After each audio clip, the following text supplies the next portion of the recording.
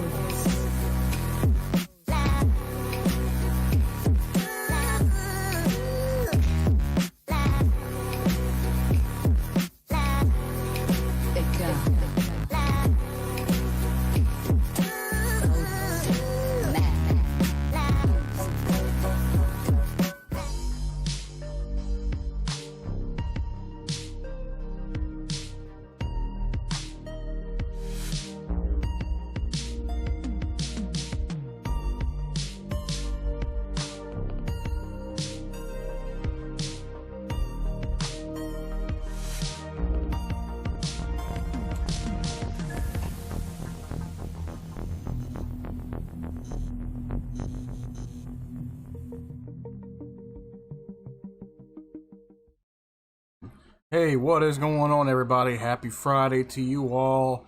Welcome to the show. Welcome to the podcast. This is Tuned In Live. Good to see you guys here over on our YouTube channel, Arrow Entertainment. Be sure to hit that like, subscribe button down below. Hit that notification bell to get notified when we go live and when we upload videos to this channel. Also, if you're watching us on twitch.tv/arrow with a name, hit that follow button down below. If you're also on YouTube, go on over there and give us some love as well.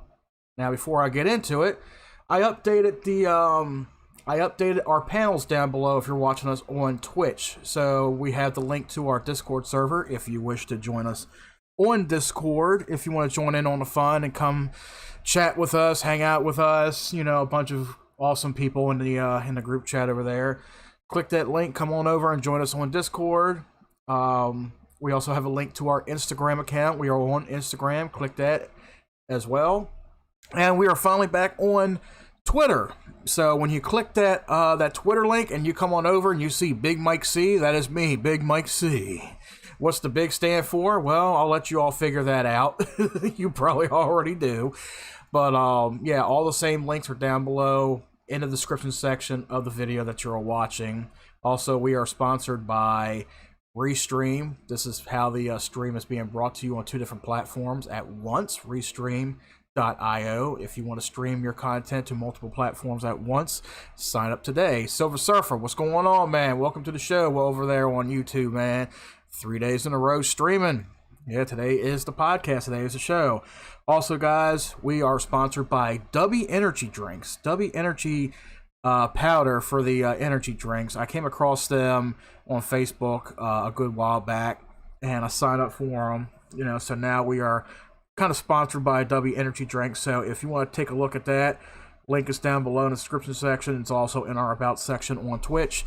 Click on that. Anything you want to purchase on that website, any purchases made at all, be sure to use that coupon code ARROW, WAN, save 10% on your purchase. So let's get into today. First off, I want to bring this up because I just saw this, and I know my fiance is watching. Hey, hon, I don't know if you saw this. Ed Ames, actor Ed Ames, star of Daniel Boone and the Ames singer brother, or Ames brother singer, dies at age 95. And not a lot of you know who that guy is. I've seen him in a few, I've seen him in a few acting roles. I remember seeing him. Mel, you may have seen this. He was in an episode of In the Heat of the Night. it was an episode where something happened with Officer Sweet, and he was being harassed by the sheriff's department at the time. And the sheriff's department was ran by a racist sheriff who also had to be, he happened to be best friends with Chief Gillespie. And he was also the guy at the end of the show where, his department got caught by Tibbs and Gillespie for their actions there, and he tried to kill himself in the end. He was like Bill's best friend. That guy, I got to share it on Facebook. So yeah, Ed Ames, actor and singer Ed Ames, dies at age 95 today. Thought you were sponsored by Manscaped. Nah, that's Tyler Tube. That's Tyler Tube. I wish I knew that guy, man. Tyler Tube, he's a hilarious guy. I do like watching his content. I like watching his stuff every now and then. So yeah, let me tell you something about him, okay? This dude, my dude, he doesn't know how to pronounce the names of certain vegetables. Like, I know he's young. He's got to be younger than me. He's got to be like, 26, 27, 28, somewhere around there. Dude's younger than me. He can't pronounce the names of certain fucking vegetables, right? He did a video earlier this year, I think it was, on certain vegetables that he was testing out. And this dude, he's never heard of a zucchini, right? He's never heard of a zucchini. I'm pretty sure he's seen them in stores, and he doesn't really know what the hell they are, or never really took notice to them. But he pronounced zucchini as zucchini. A zucchini to him is a zucchini. I'm like, what the fuck's a zucchini? And I'm like, oh well, he doesn't know how to pronounce zucchini right? So not only that, he did a video last night on those jelly bean challenges. The boxes of jelly beans that you get from the stores, and it's almost kind of like those Harry Potter jelly beans. They had the different flavors to them and shit. He got ones that were hot flavored. They have different hot flavors to them and shit. And he was labeling out each individual hot flavor. And it's hilarious because when he got to the jalapeno, I don't know. I call it jalapeno. My fiance said it's jalapeno. I don't know. I've never pronounced this. I don't even know what the fucking pronunciation. I call it jalapeno. Some people call it jalapeno. This dude, he calls it jalapeno. I'm like, my dude, he just called a jalapeno a fucking jalapeno.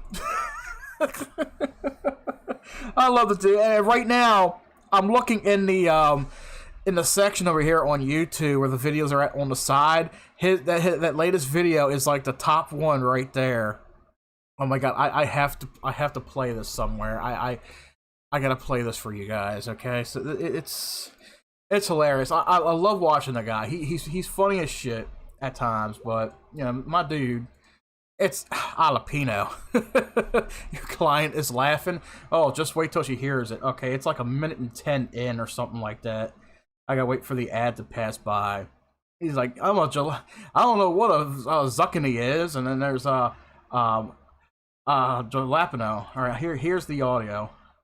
Of course, I click on a certain part of the video, and it's like, oh, we gotta play an ad.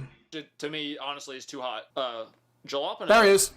Cayenne, habanero, and then Carolina Reaper. This is not jalapeno. Fun. I'm gonna suffer through this entire thing. I have water, which I know is supposed to make it worse, but it's the best I got. Now, what I'm hoping for is that it's a jelly bean. It's by Jelly Belly. Maybe they didn't make it that hot. Maybe they kept the heat down to a level where it's just like a little bit hot, so you can have a little bit of fun. Jalapeno. I thought they would be like in separate. I didn't even get to watch the whole video. I'm gonna probably watch that at work later on tonight. Jalapeno and zucchini.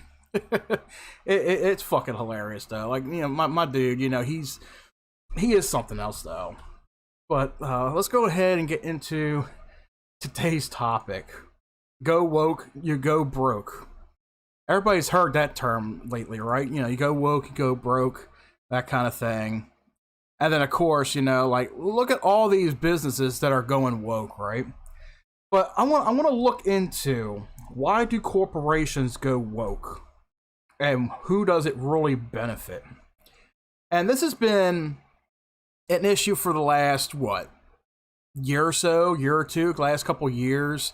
They're like, go woke, go broke, like even Disney was one of the first ones, I think, that was like, yeah, we're gonna go woke, let's introduce the LBGT bullshit in there, let's bring in gay characters to Disney, oh, Mickey Mouse comes out as gay, he doesn't really love Minnie Mouse, right?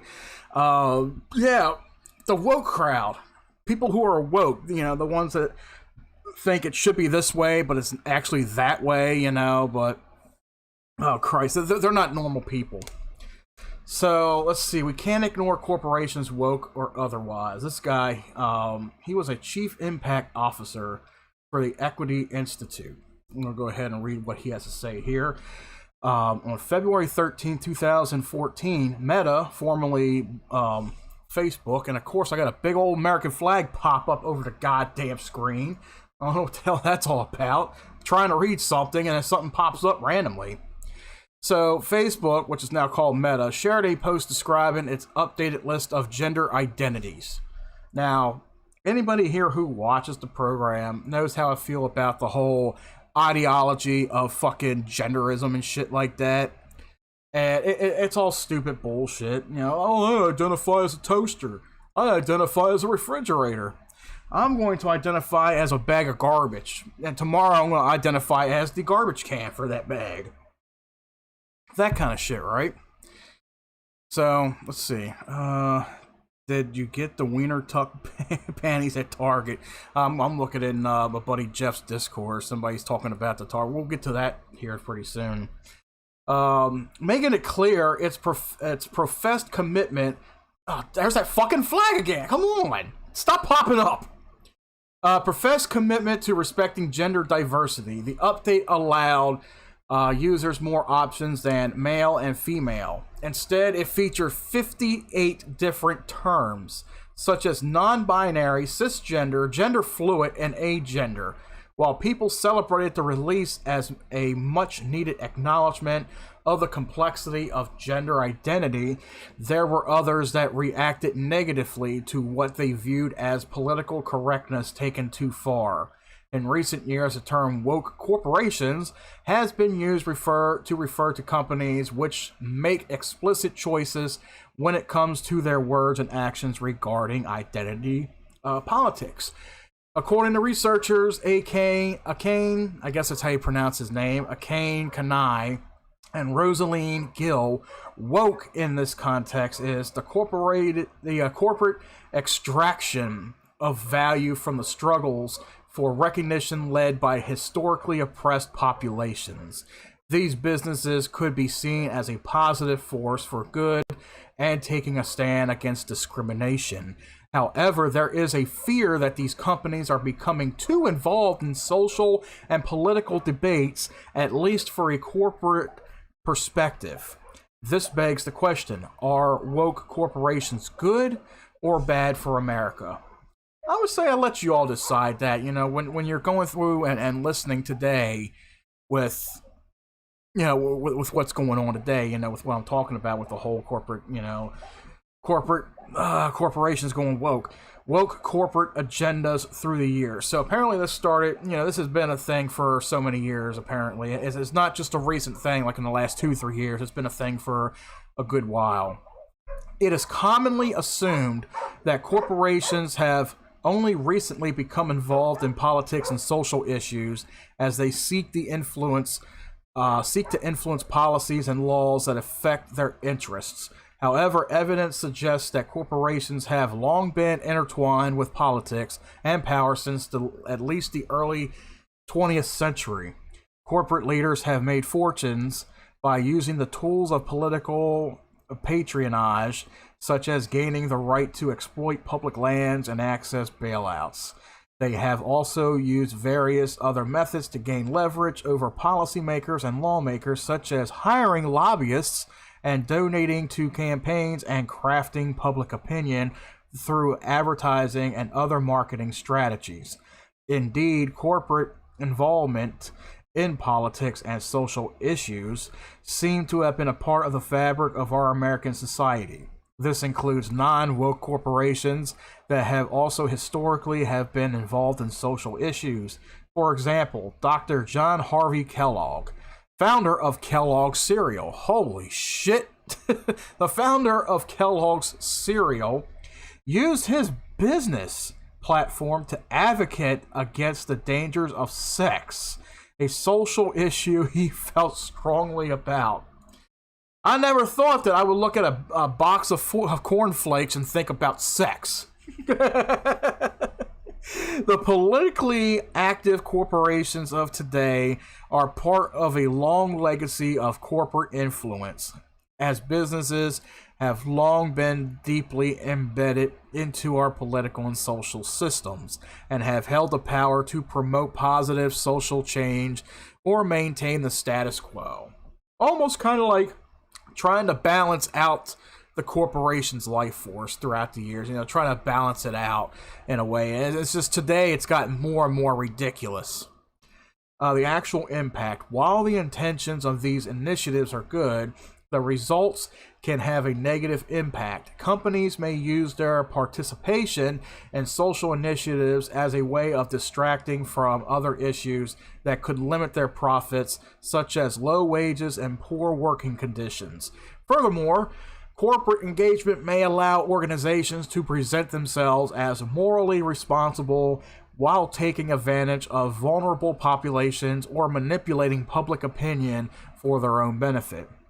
With the proliferation of social media, corporate involvement in social issues has become increasingly common, and we see it every day.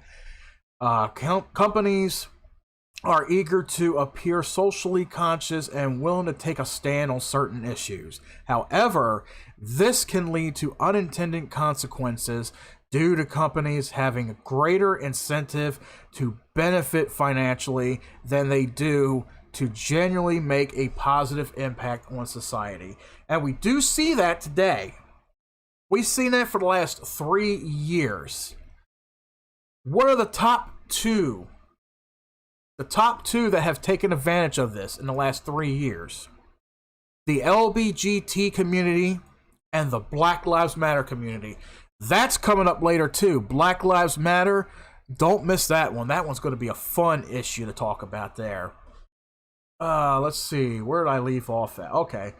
While individuals can certainly still wield influence within our democratic process, large companies remain a powerful force that continues to shape how Americans think about important issues every day.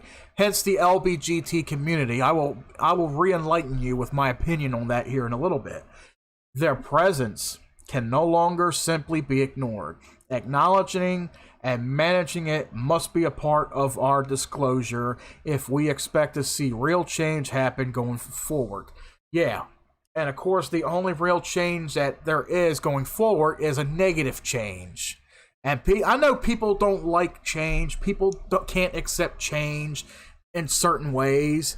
And I know, times change. Times, it's, times are changing. That was the lyric of a song way back then. Was it Bob Dylan or whoever the hell sung that song? And people say it today. Times are changing. Things are happening. Like, yeah, well, sometimes leaving shit alone is just as good. I understand some people look for change and some things, like there's a lot of people that are supposedly coming out as gay. They're like, you know what? If Bill down the street can wear a wig and tuck his dick in his ass, so can I. I want to be able to walk in a women's room and see some titties and pussy flopping all over the place and just look at them and say, it's okay. I identify as a bitch. I'm one of you. And then they pull their pants down and then they're like, ooh, I'm one of you. Ooh. That's all that is. You could just fucking walk into the goddamn bathroom and go, I'm one of you. Oh, yeah. That's all we fucking need, ain't it? It's fucking sickening. Oh, shit. Where did I leave off at? The culture of corporate influence on society will always remain a subject of public debate and scrutiny, but we can be more aware of this issue. Uh-oh. What's that? Oh no. The gay. It's coming out. They have to turn on the camera. Oh shit. I said it too soon. Would you fuck me? I'd fuck me. I'd fuck me hard. Yeah. Put some lotion in the basket. Put some lotion in the basket. Oh. I'm one of you. I want to identify as you. Oh. Stick my finger in my ass. No. I'm gonna put something else up in there. Yeah. Ah, Cypher! Long time no see! Subscriber Prime, subscribe for 8 months. What's going on, man? Goodbye, horses.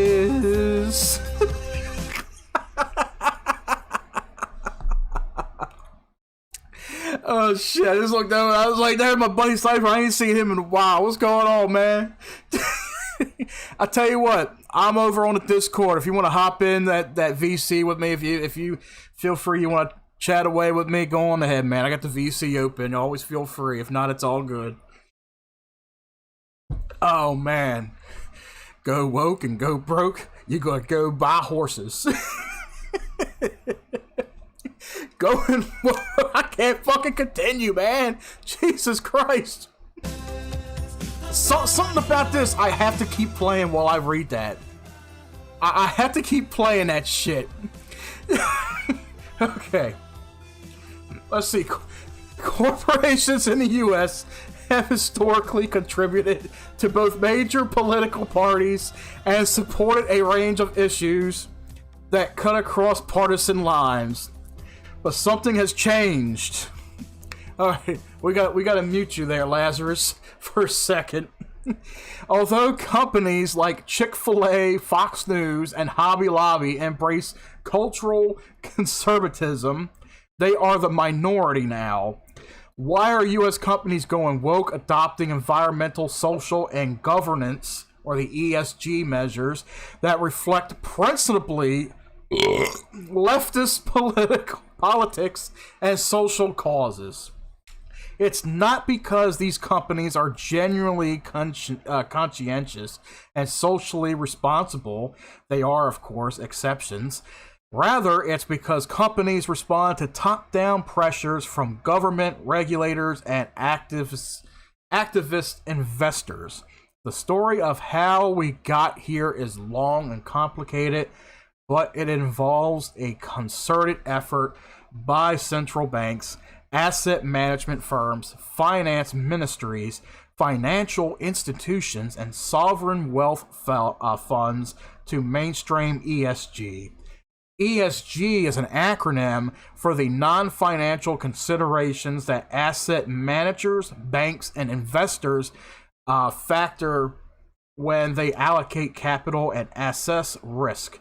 The rise of institutional investors and asset management firms created opportunities for activists to unite powerful players in government and financial services to turn ESG from an ideal into a reality.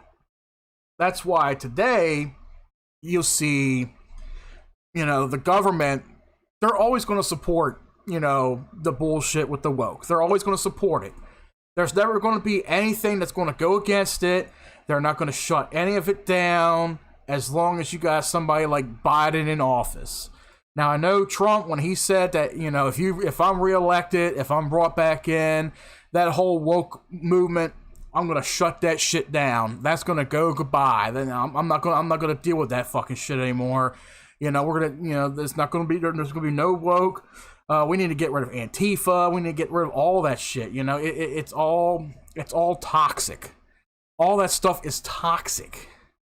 but the government, it's well funded, by this shit, and they're funding these programs, so it's got to benefit them somewhere, I guess, Things changed, but not always for the better. For the most of the 20th century, shareholders either did not vote their shares or simply stayed out of everyday corporate governance, voting only on big picture issues such as the hiring of executives or mergers and acquisitions. If a shareholder did not like the direction the company was taking, she would simply divest by selling her shares.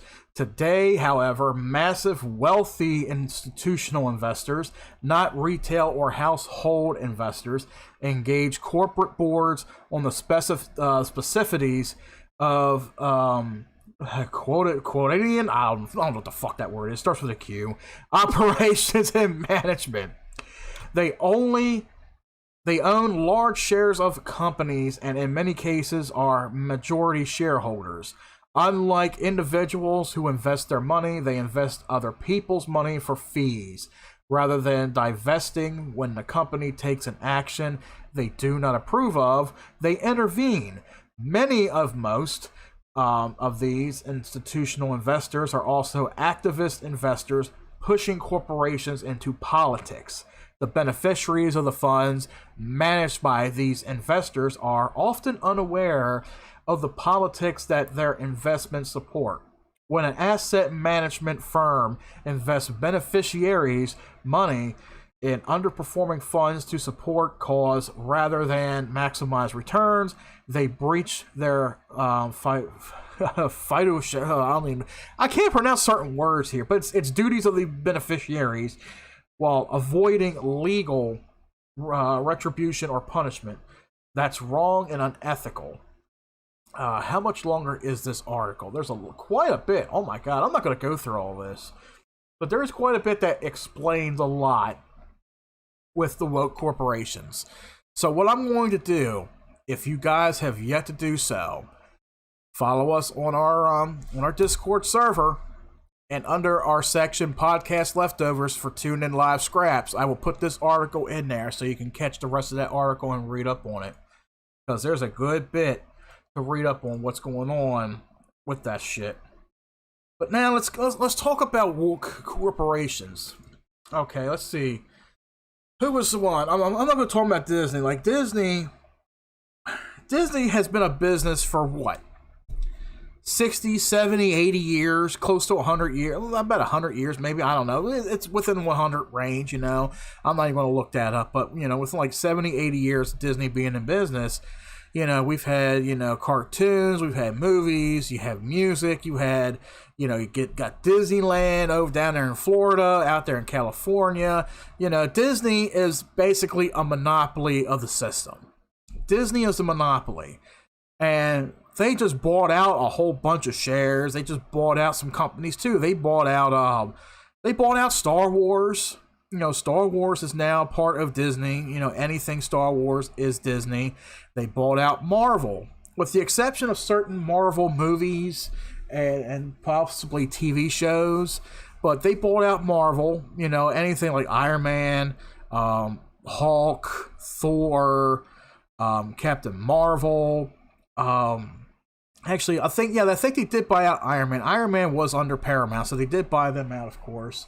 The only one they haven't really fully bought out yet was Deadpool and Spider-Man. Spider-Man is under Sony and Columbia. They made headway.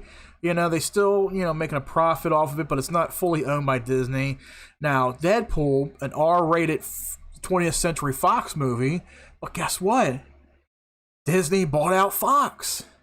Disney bought 20th Century Fox a year or so ago. So now everything under 20th Century Fox is now under the Disney branch, under the Disney monopoly. And of course, it's like Disney is buying up shares. It's like playing a game of Monopoly. You buy up this, you buy up that, you put ownership into it, you invest into it. But then again, Disney is one of those woke corporations. It's one of those woke corporations. Just like, what was the recent thing? Let's see. Bud Light. And I have not covered this at all. This is one thing I would love I would love to cover is Bud Light. I always thought of Disney as the ultimate evil. Of course, man. I mean, look at all the movies that have come out in the last, four, 5, 6 decades. All the subliminal messages in there. There were some Disney movies out there where they were like, oh, these Disney movies are whispering stuff about sex and shit, you know? Look at Who Framed Roger Rabbit. It was distributed under Touchstone Pictures. Touchstone is a subsidiary of Disney. I'll give you a simplet of this, okay? If anybody has ever seen Who Framed Roger Rabbit, and there's different versions of the movie out there. It's on DVD, it's on Blu-ray, VHS, possibly beta, if you could find a beta player anywhere. But there was still one format it was on, and that was Laserdisc. If you are lucky enough to have a Laserdisc player and the Laserdisc copy of that, there's a scene in there where if you pause the movie at a specific point and you just kind of fast forward a little bit, you can see under Jessica Rabbit's dress. You can see you can see Jessica Rabbit's pussy, and it's not hairy like a bunny either.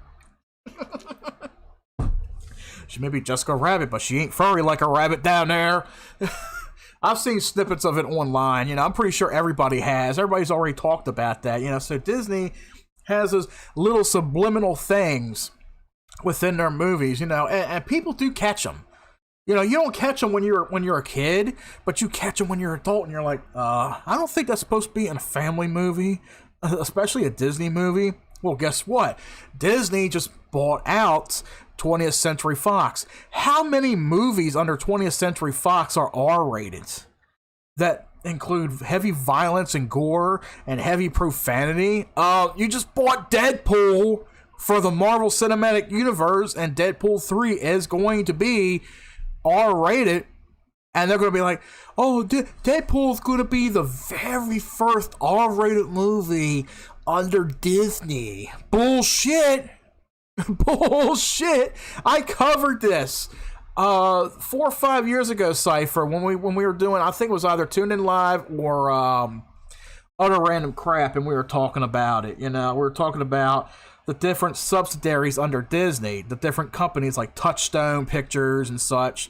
And back in the 80s, a lot of those distributors had movies that were rated R.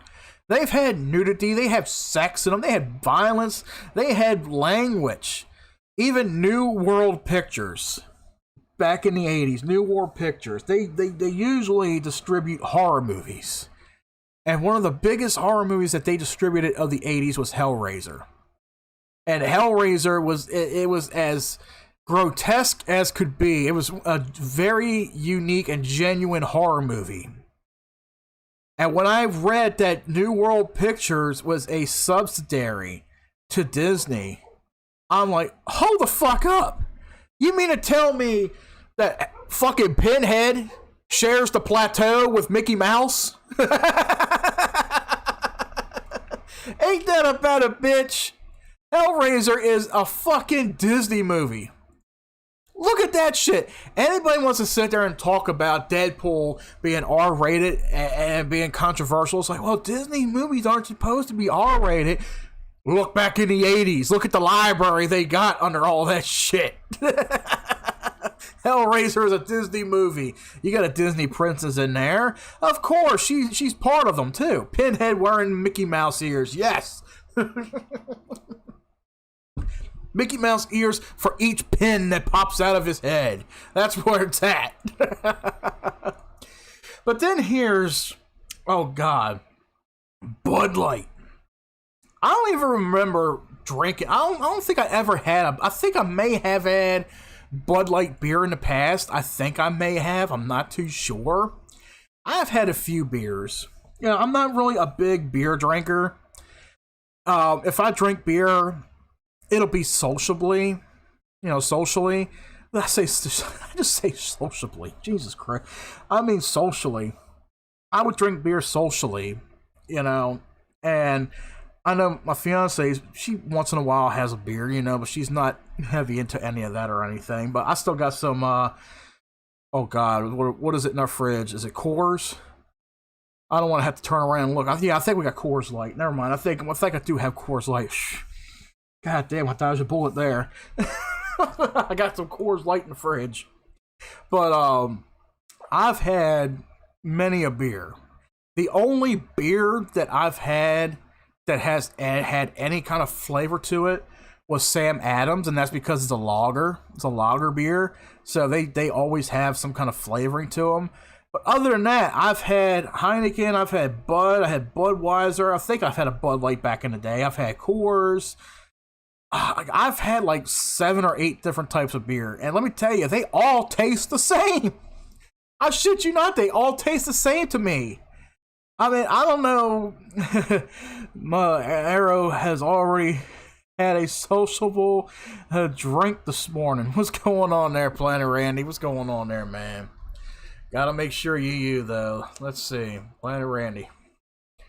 Oh boy, no, that ain't. Oh, that is you. Oh, okay. Oh man, what's going on, man? Yeah. Oh, sad to see you took all your stuff down, man. But that's fine. Welcome to the show, man. Welcome by, man. Sounds like I already had a social drink. Nah, I'm sober. I'm pretty sober. I'm just talking about, like, how many beers did I have in my life? What type of beers did I have? I'm like, all beers taste like piss to me. That's all it is. That's all. That's the only way you could describe beer. Is it tastes like piss. Like, I'll drink it sociably. That's fine and dandy. But it's like, they all taste the same to me. I'm like, that's just me. I mean, everybody says they have slight different hints of taste to them. Like, some of them have, like, hops in them. Some of them are prepared differently. It depends on how you pour it. Depends on how you serve it. I'll tell you one thing. Beer is best served cold. Don't serve anybody a fucking warm beer. You'll regret it. So will the server. But let's see. Bud Light going woke. Bud Light going woke. Who's that fucking man that they add to there? That fucking man. It ain't no goddamn woman. It's a fucking man. It's a goddamn man. Fuck that. Let's see. $7.5 billion wiped off Bud Light following the woke ad backlash.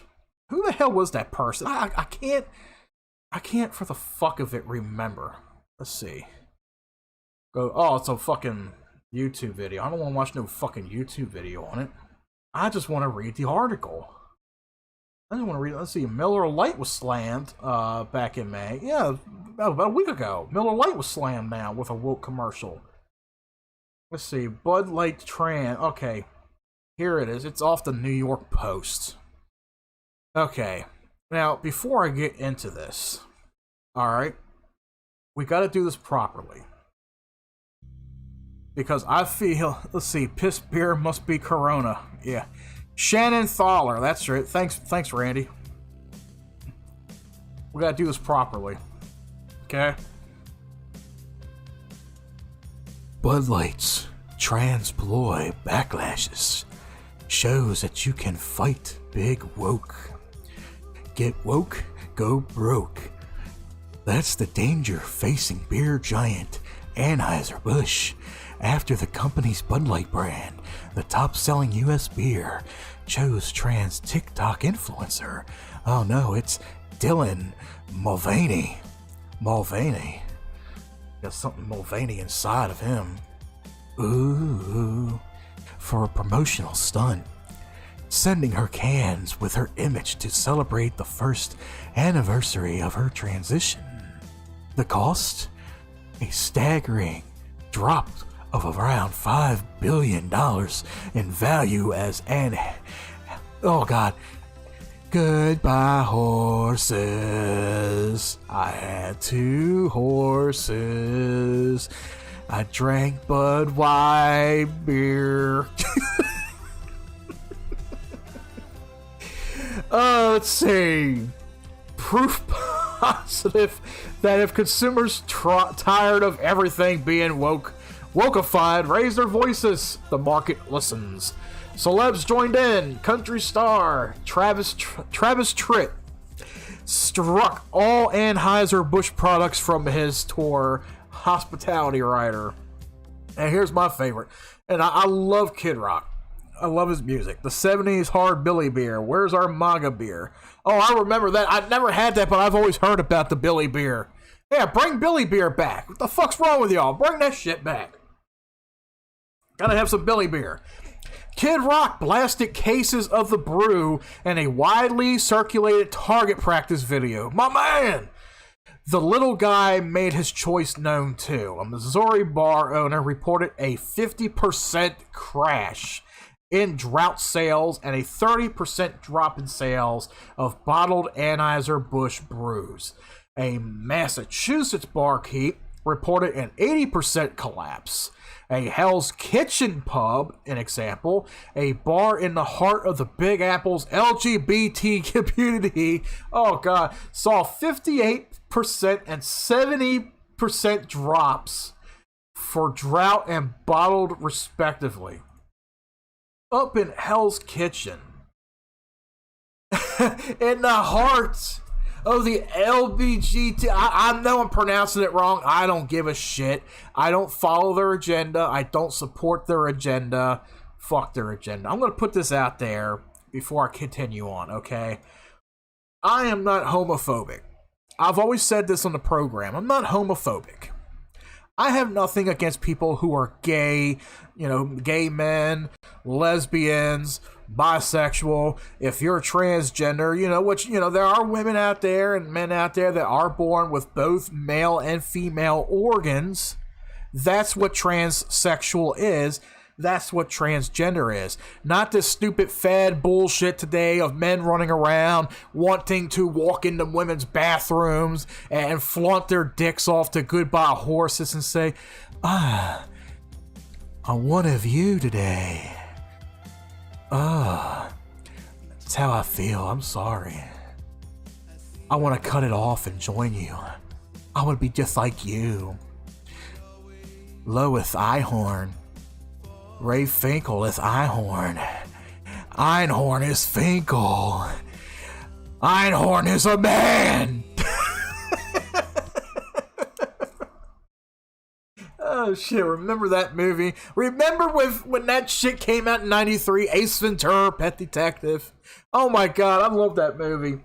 Fucking, the football player who changed his sex to join the police force, to abduct and kidnap Snowflake the dolphin and Dan Marino, from playing in the Super Bowl because he was pissed off years before because they foiled him from making the kick, the field goal kick and shit, and they lost the Super Bowl. He comes back as a detective to cover everything up, but then he gets exposed. And then, of course, you got Ace sitting there trying to expose him to the entire force, and every time he tries something, he ends up losing out. He's like, what am I doing wrong? He feels embarrassed. And then, of course, you got Marino on the sidelines. He points out the obvious, and he was like, she has the worst case of hemorrhoids I've ever seen. This is why Roger Protector is dead. He found Captain Winky. That's a cue for that. He found Captain Winky. God. But in all seriousness, folks, God, in all seriousness, if you're gay, that's fine. I have no issue with you. That's your business. I'm not telling you to go hide in the closet. I'm not telling you to stay away from me. I've hung out with cool gay people, They're some of the funniest motherfuckers I've ever hung out with, It's always fun hanging out with somebody who's gay, They're fucking good people. I know some guy. He lives in North Carolina right now. And he's a cross-dresser. He's gay, but he's a cross-dresser. He cross-dresses for a reason. He's had a very traumatic life growing up. And when he cross-dresses to dress as Britney Spears or Kesha or Madonna, and he does these choreographic dances, and he's a pretty good dancer too, but when he does this, he feels better about himself. He's a different persona. That's his business. But when he's not in his persona, when he's himself, he's a pretty cool guy to talk to, and I've talked to him many times. I don't mind talking to him. I don't mind hanging out with him. But what I do mind, and I hate, and a lot of people hate, is this LGBTQ LGBTQ bullshit agenda that a lot of these people are pushing onto us, shoving down our throats, pushing onto our kids. A lot of our kids are too young to even know or understand what gay is. You don't push that shit on kids. You don't teach that shit in our schools. That's not where it belongs. They got fucking drag shows in goddamn schools. Why? Why are school boards putting fucking drag shows inside of a school? It doesn't belong there. If kids want to experience their sexual interests, that's what puberty does. When you get older and you hit puberty and you start getting emotional and you start having these feelings and these experiences and you want to go out and have these experiences, you want to express yourself, that's when you get older. Not when you're 4, 5, 6, 7 years old in the 2nd or 3rd grade and you got some fucking man dancing in a fucking string bikini thong in front of you, in front of a whole class. To this, we don't need that shit. We don't need that. That's not what this country's about. You want to shove your fucking agenda on people, and here's what it is. And it all goes back to the ploy of them making money off of it. It's all a money-making ploy. There's even gay people, I shit you not, there's gay people out there that are against the LGBTQ. They're against it. It's stereotyping its own people. And I guarantee you the people that's running that community, that's running that whole process, I guarantee you it's not ran by people who are gay. Or probably even support people who are gay. They put this whole fucking movement out there. And who benefits off of it? Those greedy sons of bitches running it. They're not there to support gay people. They're there to stereotype them. In a way, bash them. Look at what's on the news. Look at what's on social media. You got people out there that are bashing gay people because of it. I'm not bashing anybody who's gay. I'm not bashing anybody who's trans. I'm bashing the agenda. The agenda is what needs to be disbanded. That's what it needs to be. Fuck the agenda. That's why I'm against that. Like, you know, when they put this trans person on a fucking Bud Light can. They put him on a Bud Light can. They want to put him on a Bud Light can? I don't drink the fucking shit. I don't. I recently did a picture for Jeff Hagee's Discord. I put a picture of Edward Hubbard on there. Here, you can put anybody on a Bud Light can. There you go. I put Hubbard's picture on there. Ain't that something? But everybody's going ape shit because it's a picture of a man dressed as a woman. And that's another thing I gotta bring up too. A lot of these men, one of the main reasons they are dressing up as women is so they can compete in these sporting events for women. It may not be the main thing. I may be way off with it, in my opinion. But it's one thing that they're benefiting off of. A lot of them are signing up and joining these women's events. They're out beating women in their own sporting events. And a lot of these women that work and train hard for these events, they're pissed about it. They want them motherfuckers to do something about it to get them kicked out of there.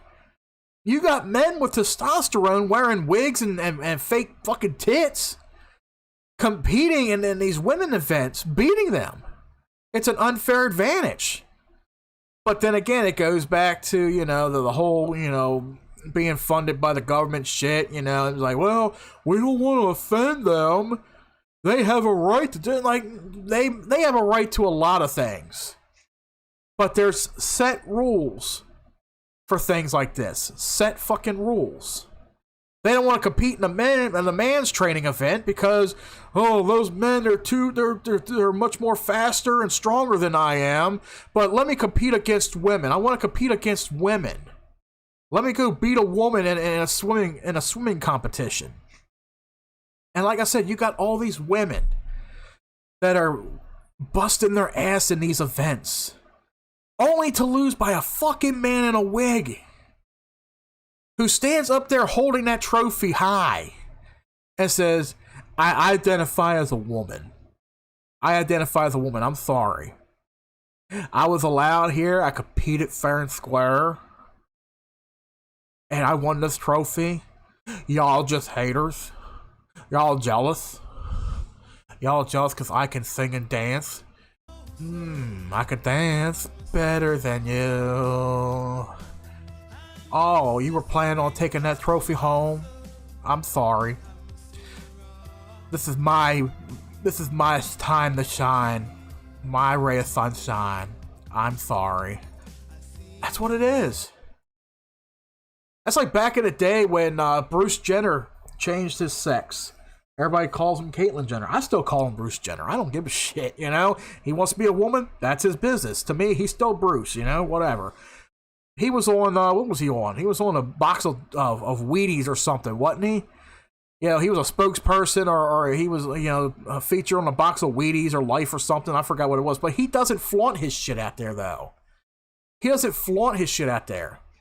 He's not promoting himself to say, hey, everybody, I got tired of being a man. I wanted to grow some titties and cut my dick off, but that's my business. That's all he did. He's not going out there plastering his face on fucking beer cans and cereal boxes and all over the, you know, billboards and shit and say, hey, if I could do it, so can you. Be the gay. You know? Be the woman. God, this society is going to fucking hell. You got fucking men that are wanting to be women. You got women that are wanting to be men. Like, goddamn, like, that's not the purpose of our existence on this planet. That's not the existence. Because trust me, in the end, when a lot of these women out here need our help, they need us, where the fuck are we going to be at? Mixed in a crowd of them. You're going to go to somebody named Buffalo Bob. This guy, he just beat the fuck out of me. He's coming to get me. Please help me. And you got Buffalo Bob standing. I'm sorry, honey. I just did my nails. Yeah, I just did my nails. I'm not getting involved. It's not my business. I'm sorry. I may look masculine, but I don't know what I can tell you. I just did my nails. I got a 5:30 appointment with the hair cuttery. Yeah, I gotta trim my hair down. Oh, look.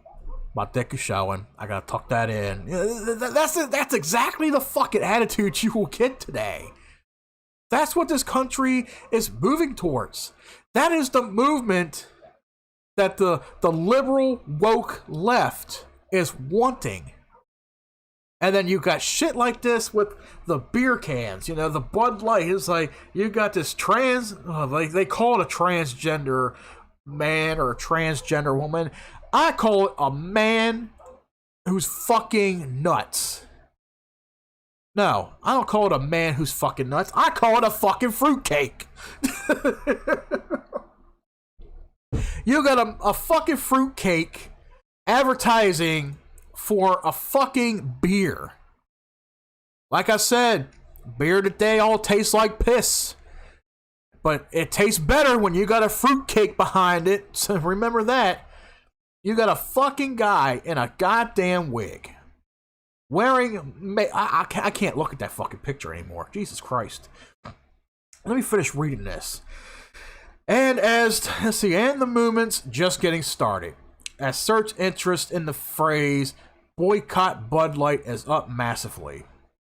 This response isn't anti-trans, by the way. It's anti-indoctrination. Don't make my beer into your political statement. That is the best statement you can have. That is the best statement you can have for something like that. That voice made me cringe a little. Wow. Does this make you cringe, Randy? Does it? You know, turn lights down low. Sprinkle some flowers on the bed. Light a couple candles. Yeah. Undo my hair. undo my weave, put on some silk stockings, turn the music down low, tuck my little weenie inside my thighs for you, put a little bit of makeup on, some mascara, play some goodbye horses, lay back in the bed, wait for you to come through that door. Oh, you big man Randy. Call me, baby. Let's make it happen, Randy. I'm sorry.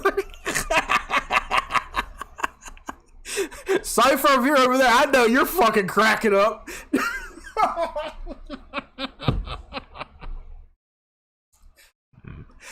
Oh, who the hell is that character? Oh, who's that character I made up? It was,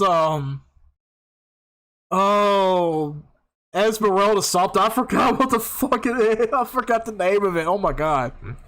If I didn't already have ED, I do now. He right down the song. Woo! We'll talk about that tonight in Tina's chat. Oh, I know what the name was, Cypher. Zelda Esmeralda. That was it. I forgot that character's name I have. I forgot all about it. Hey, Randy. So, I'll leave my phone number for you. Call me. Name's Zelda Esmeralda. Been around for too long. Looking for a good man. Yeah. I kind of broke up with my boy, Tim. Yeah, Tim. Riddle. I ain't seen Riddle in years. Where's my man Tim? Where's my Riddle? Where's my Riddle? I miss my man Riddle. He abandoned me years ago. I got a new man. Randy. Let's make it happen. Ciao.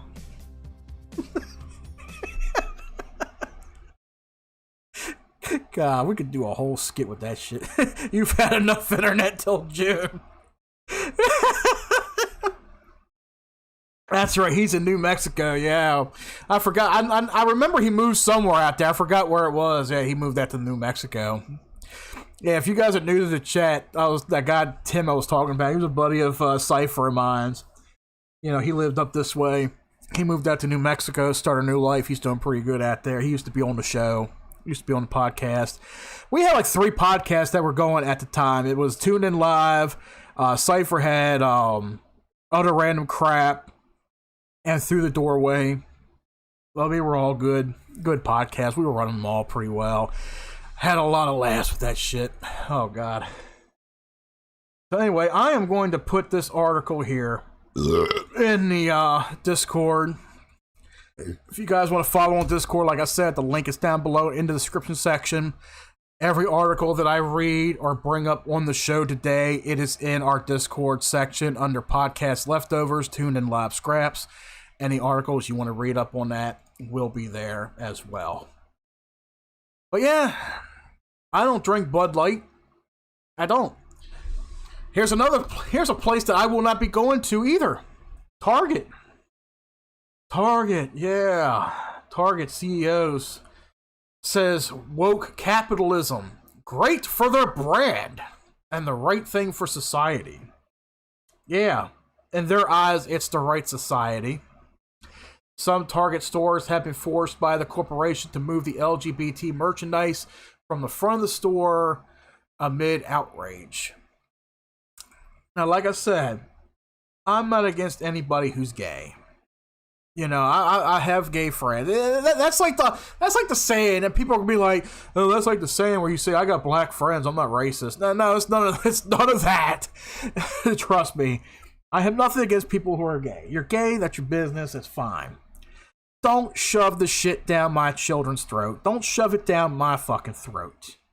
You know, it's bad enough that they made June month Pride Month. Pride. Flaunt your pride everywhere. Here's the thing. It's not about flaunting your pride amongst everybody. It's not going out in the crowd and saying, hey, Bill, hey, Fred, hey, June, hey, Mr. Olson, hey, Mr. Wilson, hey, Dennis, I'm gay. I'm gay. You know what they're all going to say? I don't care. Don't look to somebody else for pride. Have pride in yourself for being who you are. Yep, same as religion. Believe what you want. Don't force it on me. Exactly. That's the whole thing that anybody would be getting at when it comes to this agenda. You want people to put out there, I can dress as a woman. Or I can dress as a man. You got fucking women out there that are shaving their heads and wearing baggy clothes to tuck their titties in so they can fucking go into a men's room. You got men tucking their dicks in. I'm Lois Einhorn that shit, you know? Ray Finkel, that motherfucker. They're going into fucking women's room. It's a ridiculous fucking society. It is. But it's just exactly like I just stated. If one gay person that follows that woke bullshit walks down the street and says, hey everybody, I'm gay, celebrate for me, they're all going to look at him and say, fuck you, shut up. We're not celebrating shit for you. You celebrate for you. You take pride in yourself. If you love yourself for who you are, if you're proud of being gay, keep that pride to yourself. No one else cares. My next door neighbor's straight. I don't give a shit. I got 7, 8 neighbors around me that are fucking married. I don't give a shit. Because that's not my business. I don't make it my business. I think there's a couple women that live on a corner across from me that are gay and married. Do I give a shit? No. That's their business. I don't stick my nose in their business and say, hey, y'all gay? I don't fucking care. Be gay. Live your life. Do what bests you. Don't walk out in the fucking street, up and down the street, ringing a fucking bell. Oh, the reds are coming. The reds are coming. Only in this case, I'm gay. I'm gay. Because all you're going to get out of anybody is who fucking cares. Who cares? Men dressing like women so they can use the women's bathroom. Only to do it so they can be perverted. That is the exact point, Randy. Sorry, I just read that a little late over there on Twitch. Because everything that pops up on YouTube pops up on Twitch. But that is exactly what it is. They're using this movement so they can invert pervertism. You know, the perverted. More and more people are going to be perverted. You know what else is popping up? More pedophilia. More pedophiles. Trust me, my buddy Cypher and I, we'd be ready to go out there fucking hunting down pedophiles left and right. Shit. You got more pedophiles popping up. You know what? The fucking movement. Epstein cult. Yep, that too. Epstein's, all of them. The Clintons, possibly. Who knows? You know, the Clintons had, somewhat of an interest in Epstein. But anybody that supports pedophilia supports the LGBT community. And I heard a while back that they were wanting to try to pass a bill or something, to accept pedophiles for what they are or who they are or something. Like, really? If you walk up to my daughter's 13 years old, and I got a 7-year-old stepdaughter. If a pedophile walks up to them, exposes something, tries to touch them, he ain't going to live. He's not going to live a second later. Hair sniffing pervert in chief. Yeah, say it loud and proud. There you go, Randy. Biden, yeah, the hair sniffing pervert in chief. Say it loud and proud. We do here. Hey, Biden, you're a piece of shit. I called him a piece of shit on Twitter yesterday. I told him, shut up, you piece of dog shit. And that comment is still there. He's a goddamn perverted motherfucker. Good old Biden. But I'm saying, any one of these motherfuckers out there that walks up and says, hey kids, do you want to see something good? I'll show you, and they whip it out, guess what? I'm out there. It ain't gonna be pretty. I'm gonna look at the bastard, and I'm gonna say, I already got you a grave. Get back there to it. I'm gonna bury him 10 feet under the ground. They're gonna be sprouting my fucking tomatoes next season. There ain't gonna be no jail for any pedophile that comes up to my children. There ain't gonna be no jail time. Oh, fuck no. Instant death. Instant. That's why a lot of pedophiles in jail, they get stabbed and beaten in the showers. Somebody goes into jail, it's like, okay, how do you want to die? You want to die by my hands? Or do we want to put you in a court of law, have them judge you, send you to prison, and you die a horrible, agonizing death by probably 6 big-ass men bigger than you in a jail cell? You're pretty much putting a death sentence on you when you touch kids. That's all I can say. And that's what this woke movement is pushing for. That's my belief. That's what they're pushing for. That's what it seems like is going to happen. They're going to make pervertism, I'm going to make that a word. Pervertism, there's a word, you know. They're going to make perverts a thing. They're going to make they're going to make a law where you can't touch perverts. That's their freedom. Protected under the Constitution. That's what's going to happen. Bag of lime, shovel, and a lot of land. That's the cure. Hell yeah. Exactly. So let me tell you something. Yeah. Only God can judge. God is the judge, jury, and executioner. I'm going to send you right to him. You ain't going to a court down here. I'm going to send you to the court up in the sky. That's where they belong. Target. Flaunting that LGBT shit. That goddamn woke bullshit. Flaunting it.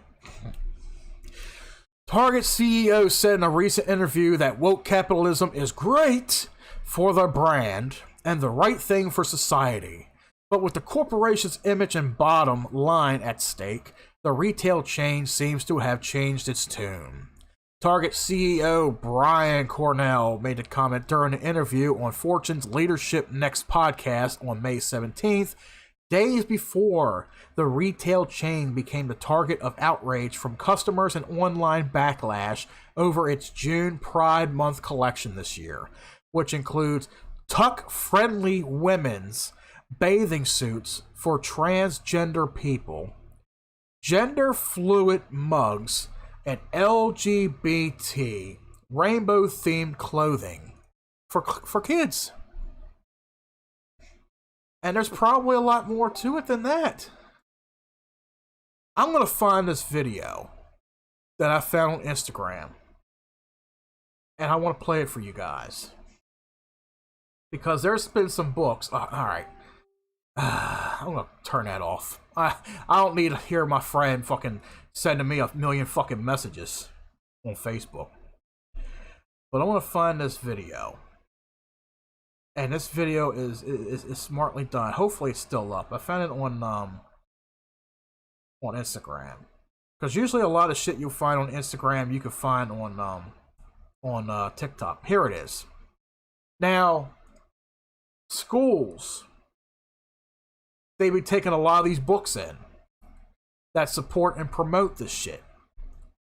Listen to what this one guy says and what he reads to the school board.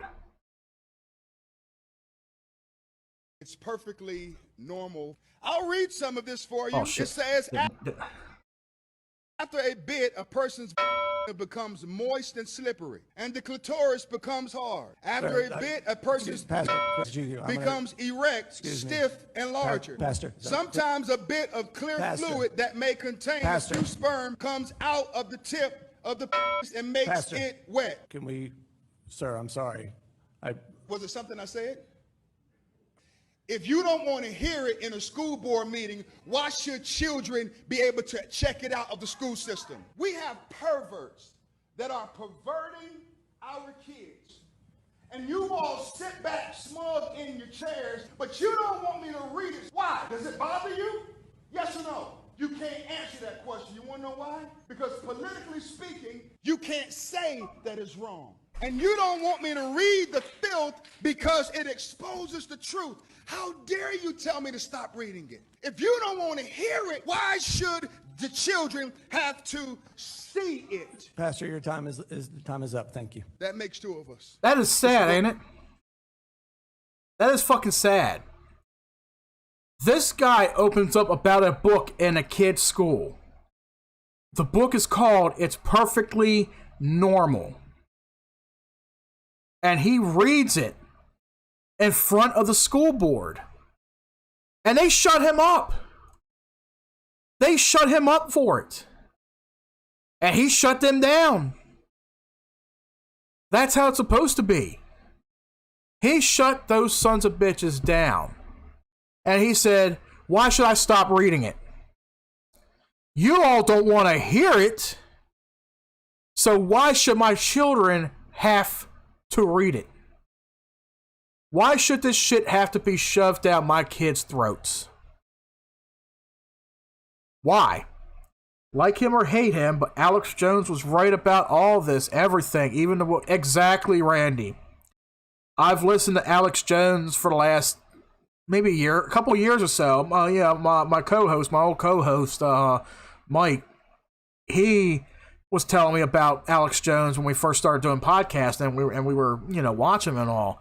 But yeah, a lot of these talk show hosts, a lot of these podcasters, they foresaw this. Even on our show, on here, or other random crap with Cypher, we've all looked into this shit. We've all read up on it. We've all done research. Everything that we have said, that everybody else has said, has come true. It has seen the limelight. And now you got people out there like the school board. They don't want to hear it. They don't want to see it.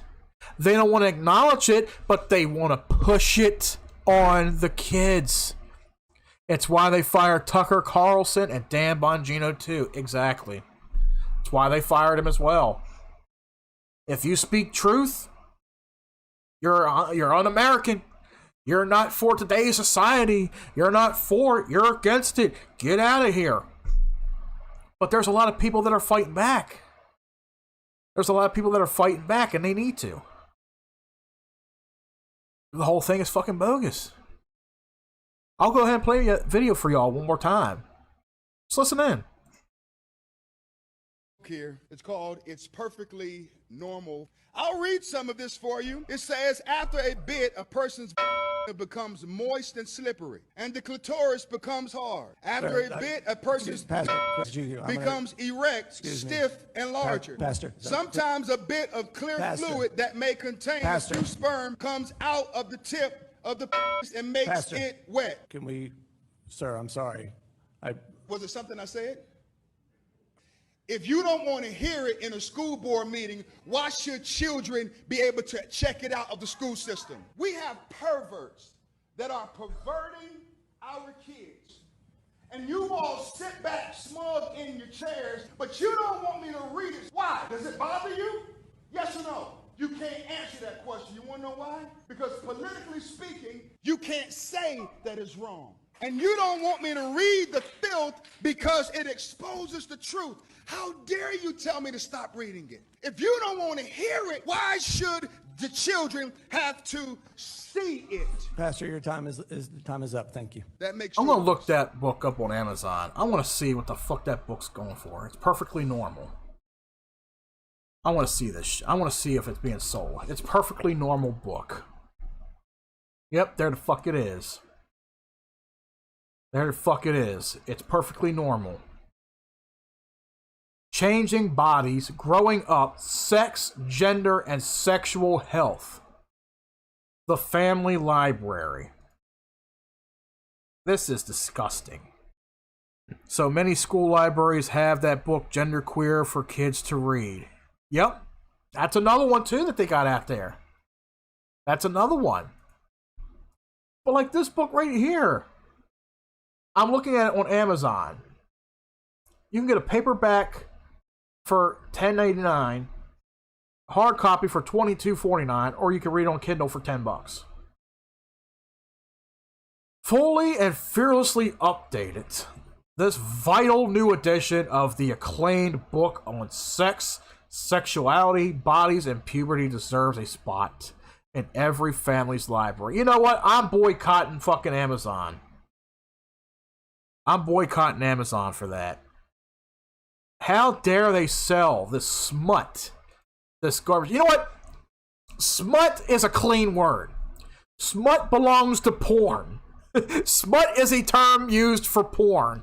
Playboy. You know what? I'm not even gonna touch this book with that word smut. Smut has earned its name rightfully when it comes to Playboy magazines and other magazines along the line. So no, I'm gonna take that back. Smut has nowhere near, it has no place for this book. This is disgusting filth. Let me read it up for you. With more than 1.5 million copies in print. Who the hell is buying this book to have 1.5 million copies of it in print? It's perfectly normal, has been a trusted resource on sexuality for more than 25 years. When did this fucking book come out? Part of the family library. Let me. I gotta research this shit. Okay. So the first book here is It's Not the Stork, a book about girls, boys, babies, bodies, families, and friends. Okay, it's a book that describes about, where do babies come from, basically. Hustler and Playboy were normal smut when I was younger. Yeah. And of course, I grew up, like my dad had some Playboys here. Stuck a peek here or there when I was young. But yeah, you got this book here. It's not the Stork. So it's an alright book. I really wouldn't teach it to kids under the age of 10 because it teaches about where babies come from. But then, kids are curious when they're young. They ask, where do babies come from? And of course, the clean story that everybody, every family puts on their kids is, it comes from the stork.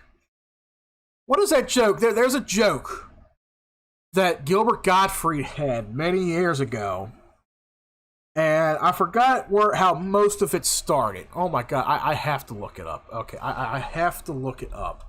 See, Gilbert Gottfried, where do babies come from? Oh my god, this fucking joke is hysterical. Let's see. Hitler had a grandson. No, I don't want to see. Babies versus old people.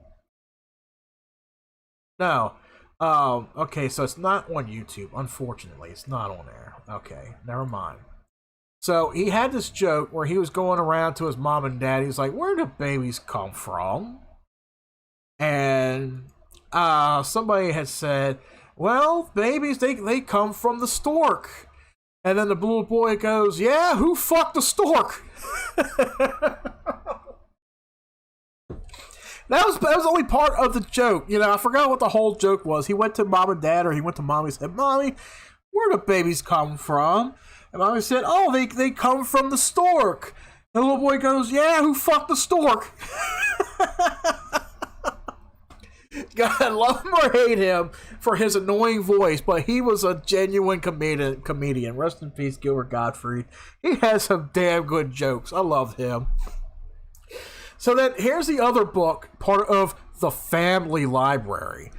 It's so amazing. A book about eggs, sperm, birth, babies, and families. Okay, kids under the age of, let's just say, when they first hit puberty.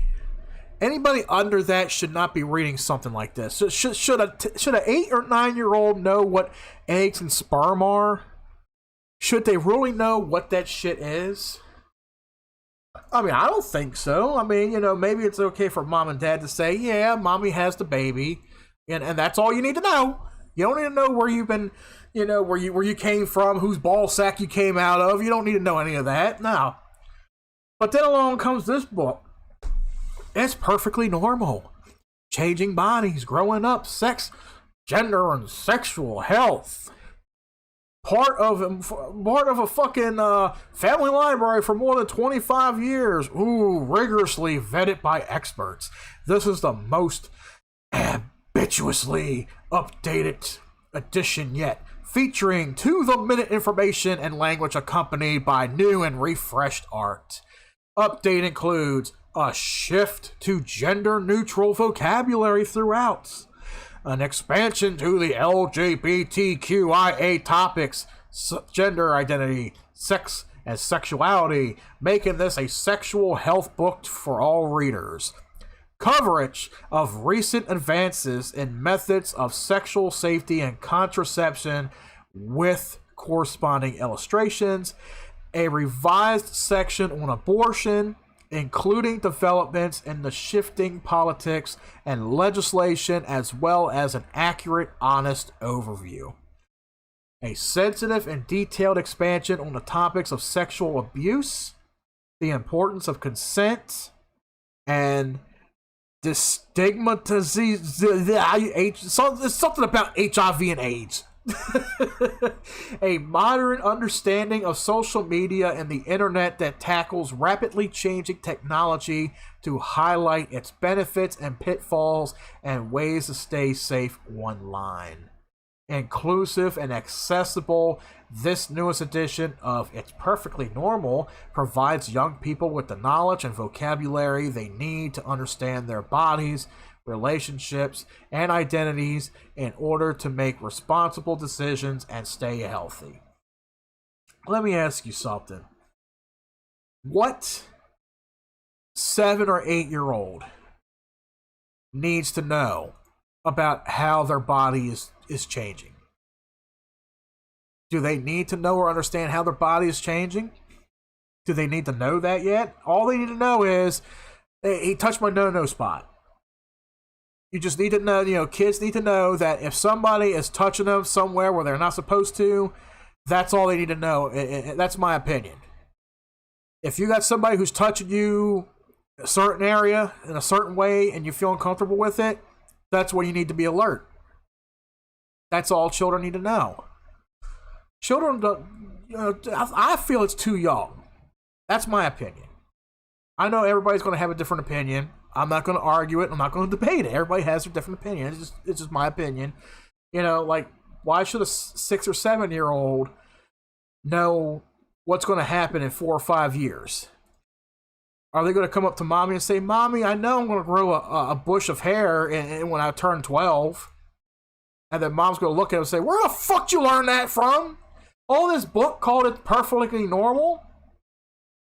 That's what's going to happen. And if it's got that dirty detail, that disgusting detail inside of it, I would probably buy the book and use it for fucking firewood. Exactly.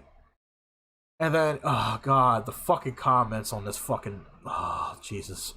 I have to read them before I continue with Target. I'm sorry, I keep putting Target off. I gotta read this shit. Some of these idiots on the top reviews of this book. This person said, best book ever for sexual education. If you think it's a scandalous book, then you need a reality check. If you don't like it, don't buy it. But don't choose for my family if my kids can or not read, it's banning it. This person does not know proper grammar. It's like talking to Edward Hubbard. It is very clear and informative. It doesn't tell the kid to go oh my god. I don't know if I can read this person's fucking typing. Here's what they got written down. It doesn't tell the kid to go do sex. It actually explains what is what. I'm not even gonna fucking read it, but they do have screenshots of it. Oh my fucking god. Cypher, if you're still here, check out the Discord. Check out the Discord under Tune In Live Scraps. There's a picture of a page from the book. There's a picture of a page from the book. It's under Tune In Live Scraps. That's what they're showing in the book. Oh my god. This is the shit that they're teaching and allowing 6-7-year-olds to fucking read. Oh my god. I tell you, Randy, if you were in our Discord, man, you would be full of disgust with what you see, man. Jesus Christ. I mean, I'm going to share one or two more in here. Let's see. This is the kind of shit that they're, that the parent was talking about.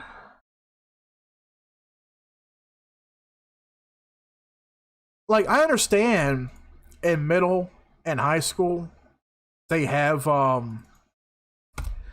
sex education courses. They do. I had sex ed in was it 9th grade? Yeah. I had sex course in 9th grade.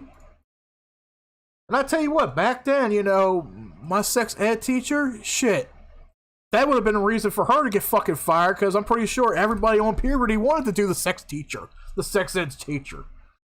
That everybody wanted to fucking do that. God damn, we had some hot teachers back then, like.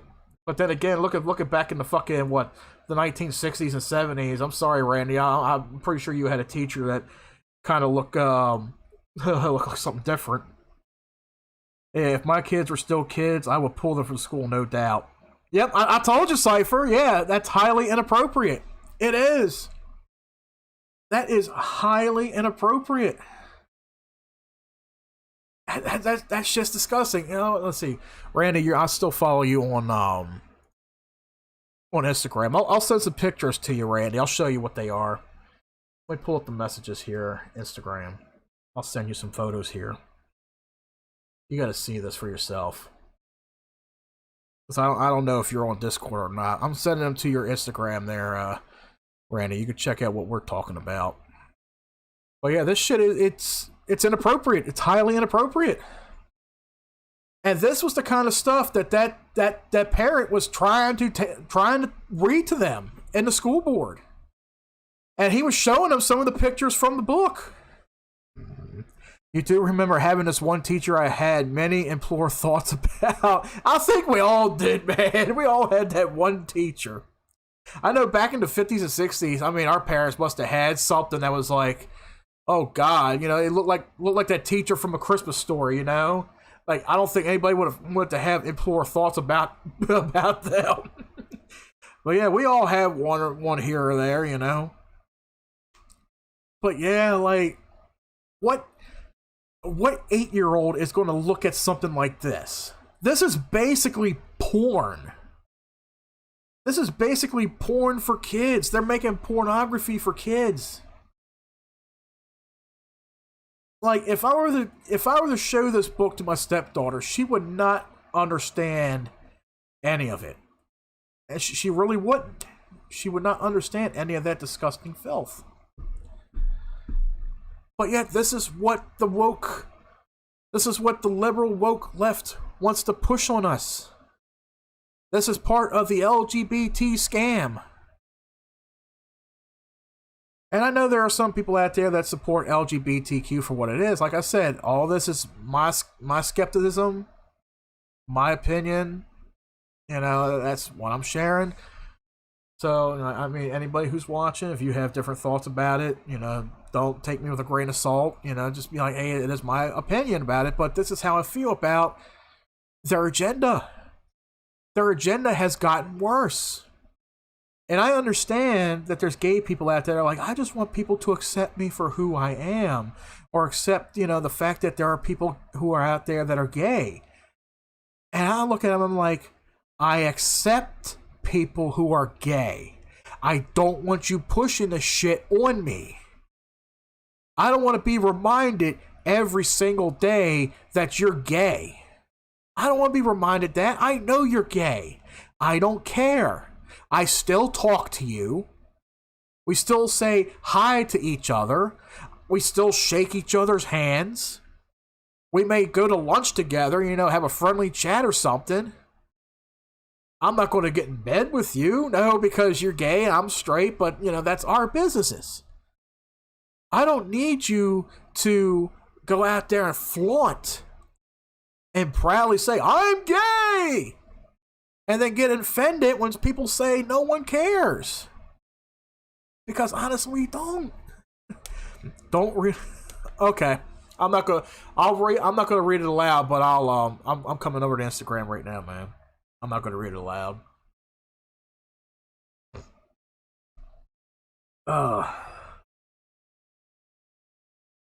Taking a moment of silence, guys, to read this. Exactly. You got a point there. You got a good point. That is exactly what it is, man. They promote this shit, though. They promote it. They put it in our kids' schools. And our kids check this shit out. They fucking read it, and then they take it home. Mom, what is this? I checked it at the library. Oh, Christ. I'm reading one Amazon customer review. Great teaching material. This book was a great step up from It's Not a Stork. I bought it from my 9-year-old as I know she was hearing about the stuff in school. This book, along with my conversations, ensured that she had the right information and vocabulary.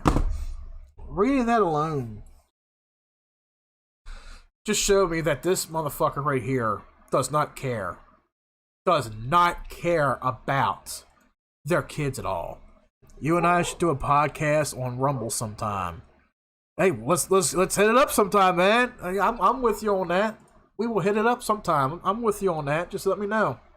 Definitely. But this comment here, it just says Amazon customer. This person does not care about kids at all.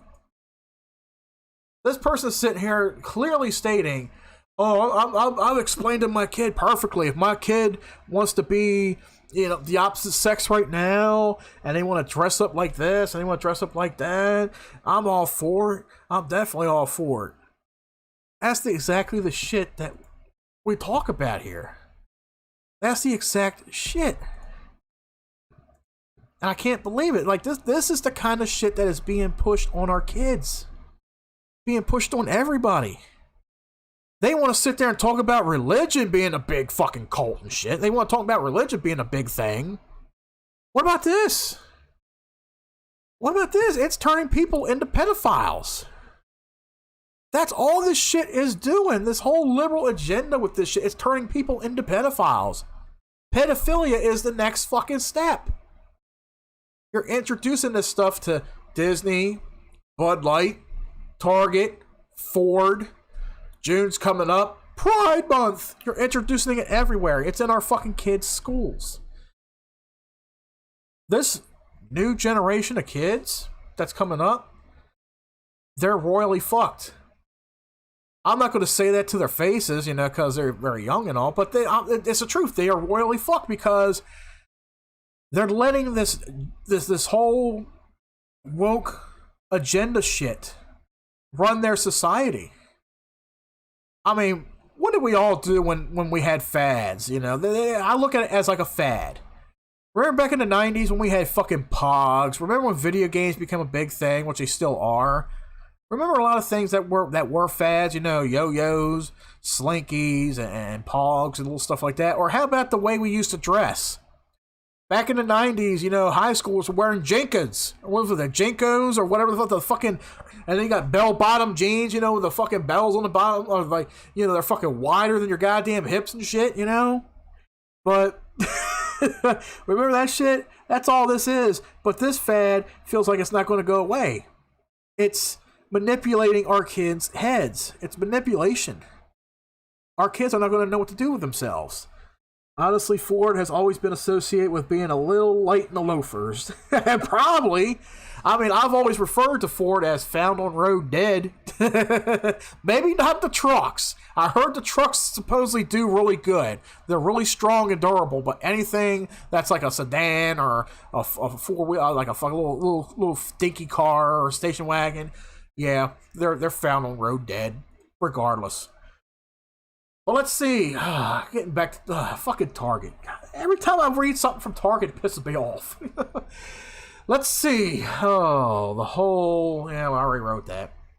All right, going back to Brian Cornell, the CEO of Target, was asked to address the backlash to woke corporate campaigns, which have caused an uproar among conservative consumers and recently embroiled brands like Bud Light, Nike, and Disney. That was another one that hit it. Nike.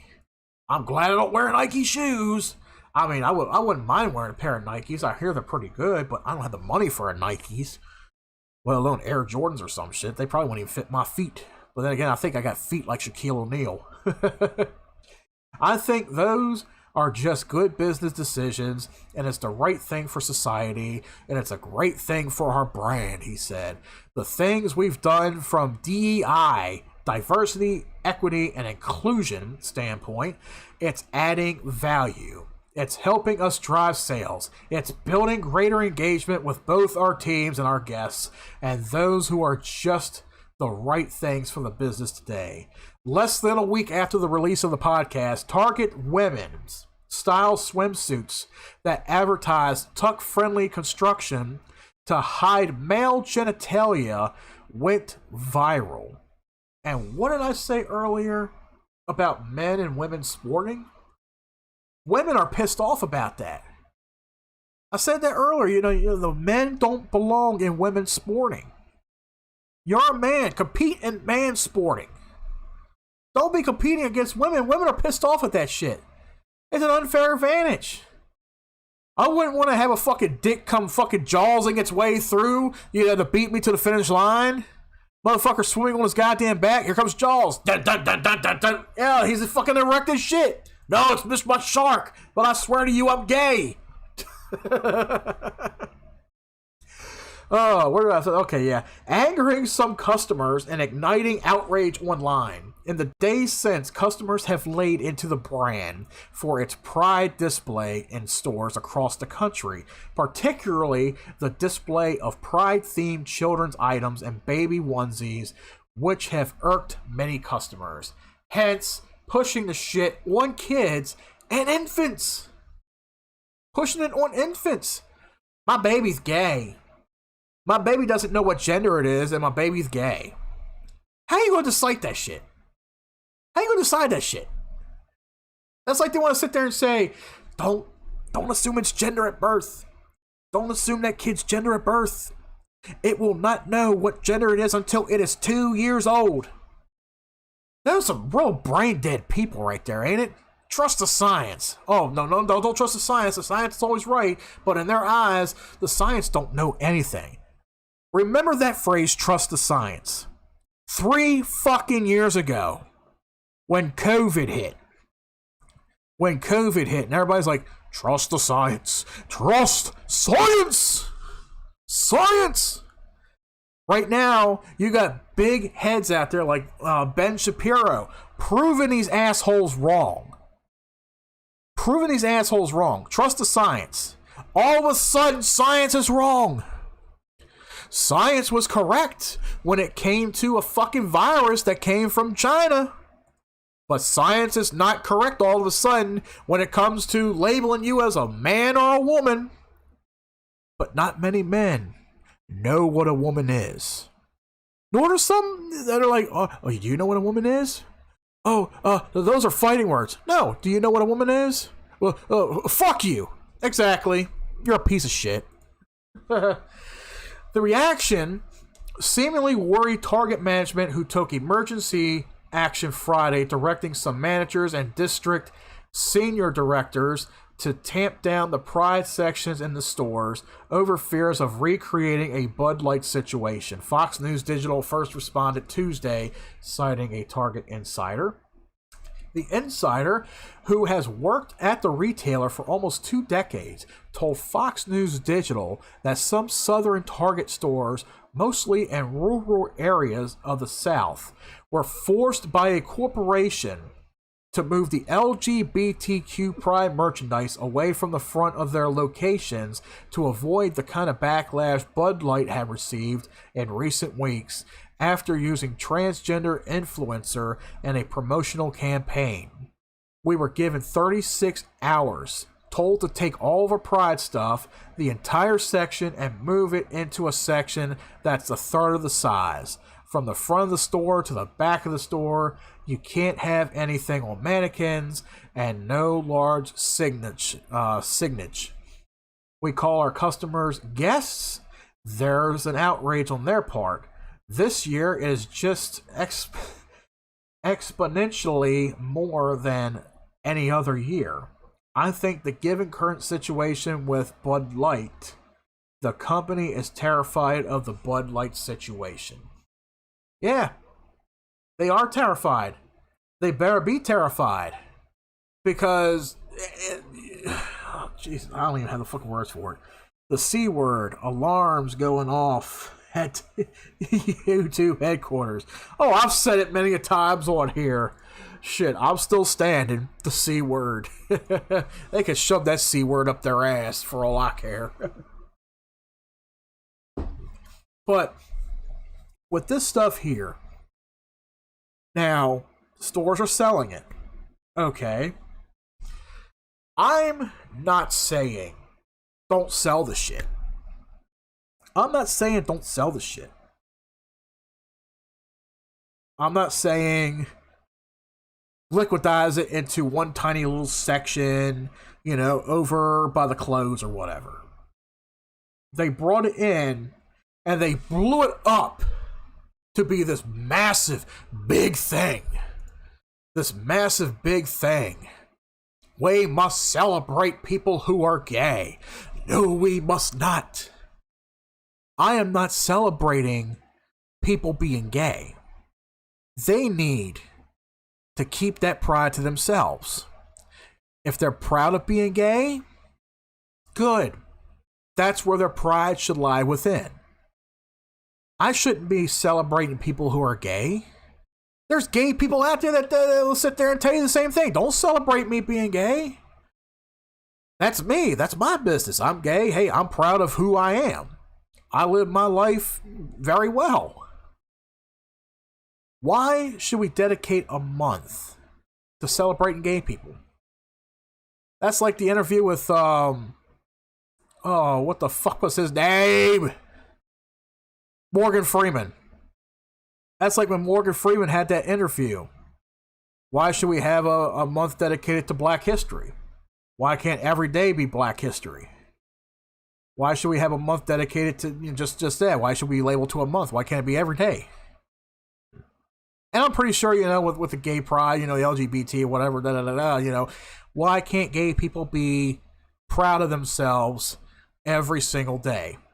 Sadly, you still have some homophobic people out there that will bash them for who they are, what their beliefs are. But that's not everybody. Not everybody is like that. That goes along with the saying that I always had. Not every Democrat is bad, and not every Republican is good. Take it like that. Target should put the display back in the automotive section. Maybe they'll save a few from turning. Yeah. That's a good place to put it right there. I will say that. But yeah, if they want to keep the little rainbows and shit, go ahead. Don't push it hard. Don't push it hard. Yes, there are people that, are taking, like, okay, I'm gay, I'm proud, hey, I like this little rainbow. Maybe other people will buy it. It's colorful. Kids like colorful shit. They don't need to know that it's gay pride. What's wrong with rainbows? Rainbows are colorful. When you see a rainbow, you think of, like Barney and Teletubbies and all that shit for kids, whatever, that kind of thing. Why should it have to be directed at the gay community? Why should it have to be directed at them?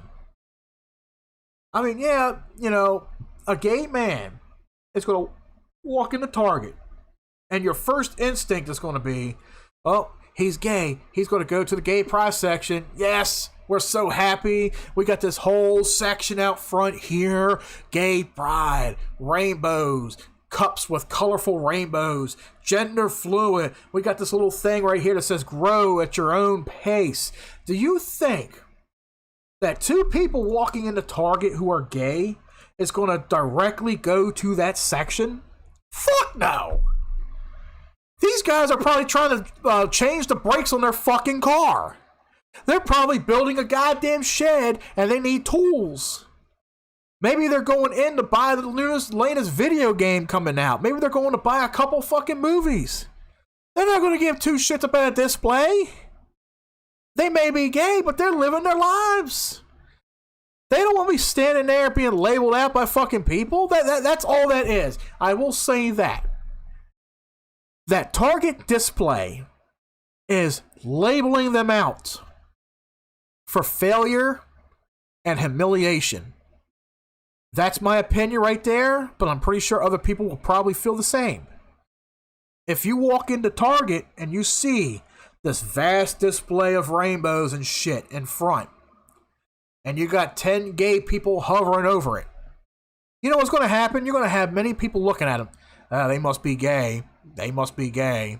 Look at them buying that gay shit. I wouldn't touch that shit. You're setting these people up for failure. That's what this shit is doing. That's my opinion, but that's what I feel like this shit is doing. Look at Black Lives Matter, and I'll get to that here in a little bit too soon. Look at them. They're supposed to support black people. Back when we had a thing where white police officers were killing innocent, unarmed, career criminal black people, you know, like George Floyd. But Black Lives Matter, right? Well, it does seem kind of racist. Like, all lives fucking matter. You know, my life matters, his life matters, your life matters.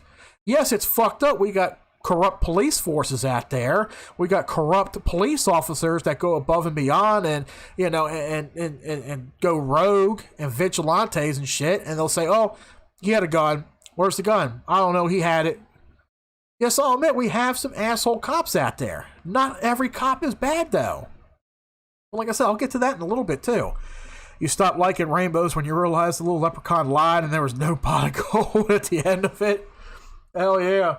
Yelling rainbows, I'll eat. It's the ones that fucking Lucky Charms. That's about it. But yeah, this whole thing with Target and their displays. Yeah. Let's see. The call was super quick. It was 15 minutes.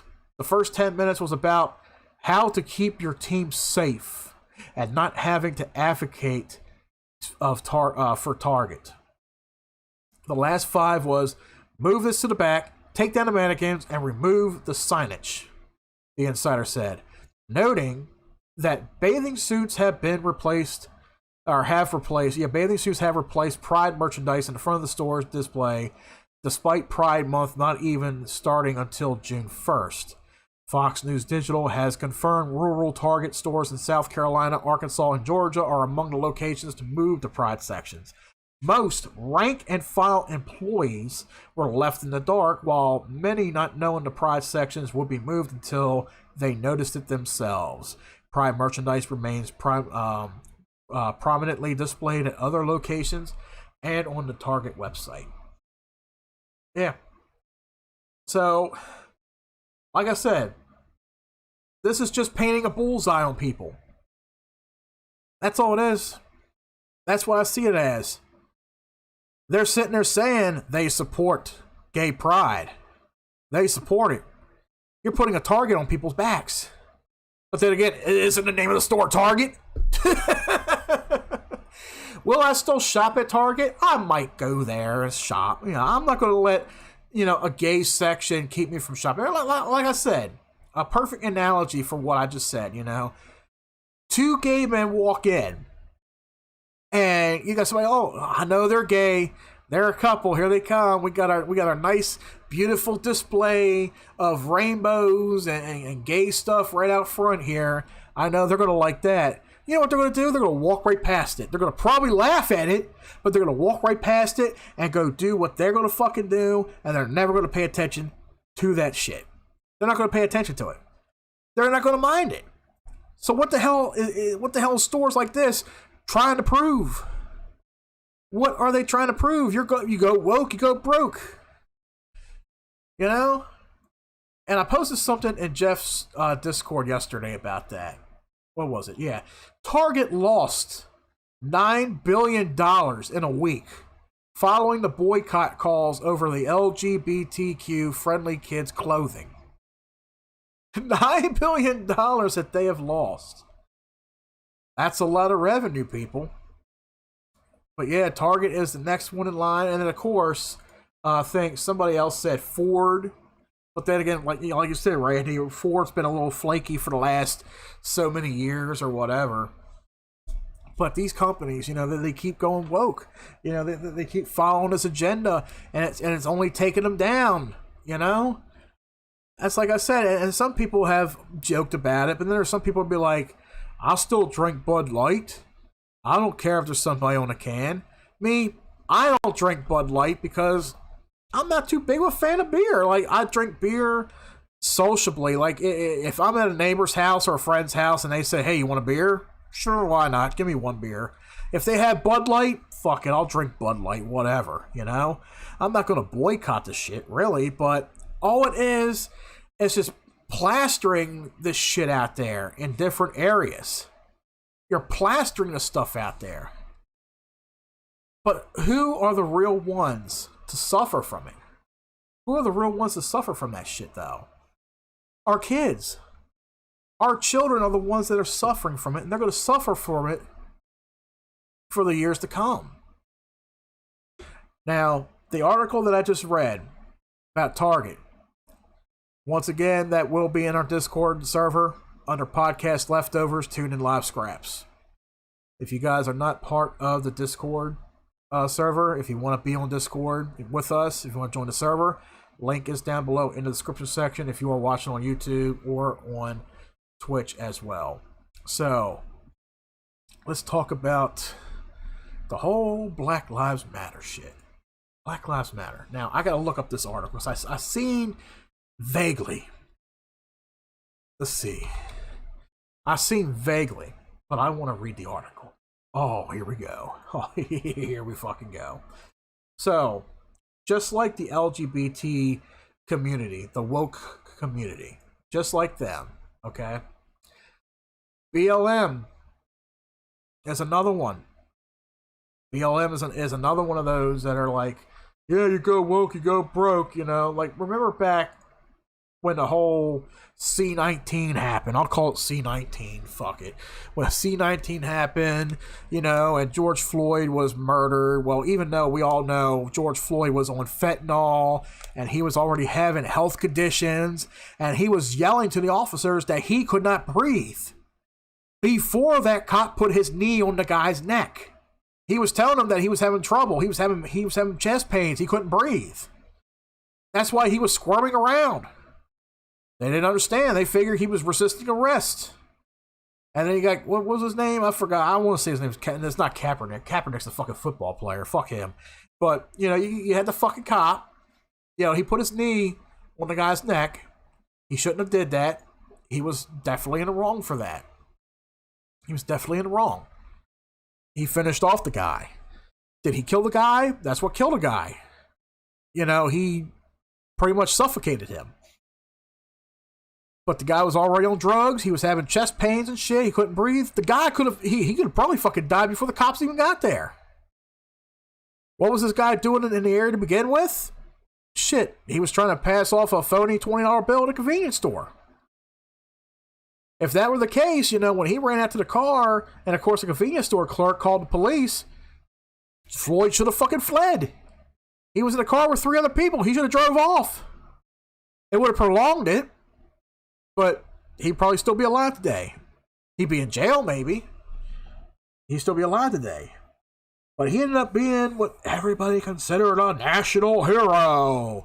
Well, we remember George Floyd. Yeah, let's celebrate George Floyd of being 3 years sober. Off the drugs and off the alcohol. But around then, and it might have been before it too, Black Lives Matter, you know. Remember they were plastering that bullshit in the streets. Black Lives Matter. Don't destroy our flag. And I always said, fuck Black Lives Matter. Fuck your movement. Your movement doesn't do shit for anybody.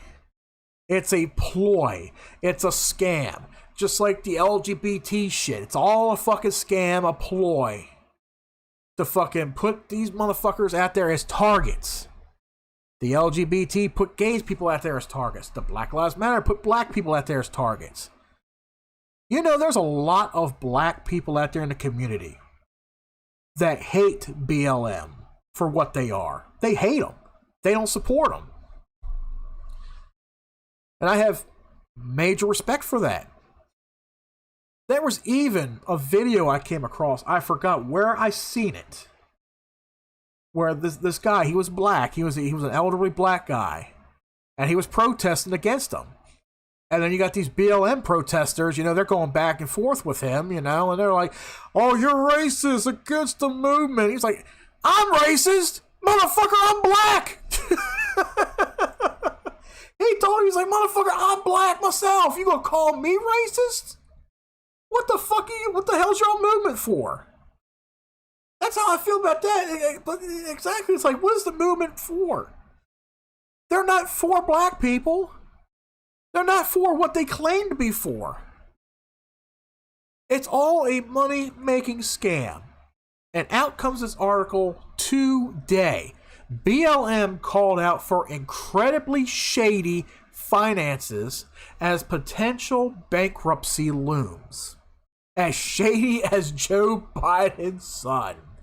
BLM is running a nearly $9 million deficit while still funneling millions to companies with close ties to the nonprofit. Black Lives Matter is filing for bankruptcy soon. Oh, hell, the mighty are fallen. Let's read. Let's delve into this. But before I do, I'm going to copy this article and I'm going to paste it right there in Tuned In Live Scraps so everybody can join along and read the article with me as well, or check it out later on. The Black Lives Matter organization is no stranger to financial controversy, but this time the organization is sparking headlines over its massive deficit amid bankruptcy fears. The Black Lives Matter Global Network Foundation ended its financial year with a deficit of $8,559,748, while still paying companies owned by people close to the organization millions, a number that represents a staggering decline from the $42 million it banked last year after expenses, the New York Post reported Wednesday. New York Post columnist Adam Coleman detailed the organization's incredibly shady business dealings and even compared the eyebrow-raising transactions to those of Hunter Biden. That shady son of a bitch. Just as shady as Joe Biden's son in Burisma. Looking at the whole situation reminds me of that. They have a PAC. They're transferring money from one account, from one organization to another. Basically, it looks like they're funneling money to either their family members to possibly get it themselves, but the entire situation looks incredibly shady.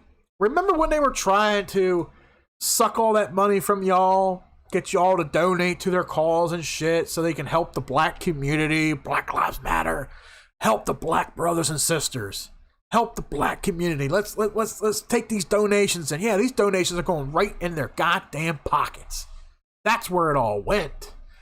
Tax documents posted online showed the group ranked in about $8.5 million, spent roughly $17 million on expenses. A large chunk of the money was spent making payments to companies owned by individuals close to the group, including $1.69 million for management and consulting services paid to a company owned by Shalamaya Bowers. I don't even know if I'm pronouncing that name right, but fucker, who replaced embattled former leader Patrice Cullors amid financial scandals of her own. Coleman highlighted the organization's money mismanagement as a potentially to blame for the current financial woes. They never had a plan. I think truly Black Lives Matter had no concept of having this much influx of money coming into them. If you look at their previous tax year before 2020, they had zero. So they went from 0 to 90 million. And for most people, if they win the lottery, a lot of people don't know how to handle that. So just using the best case scenario that they are not trying to be sleazy, but they just completely mismanaged it, so none of this surprises me. I'll get back into reading more of this, guys. I'm going to take a quick break. See you in a minute.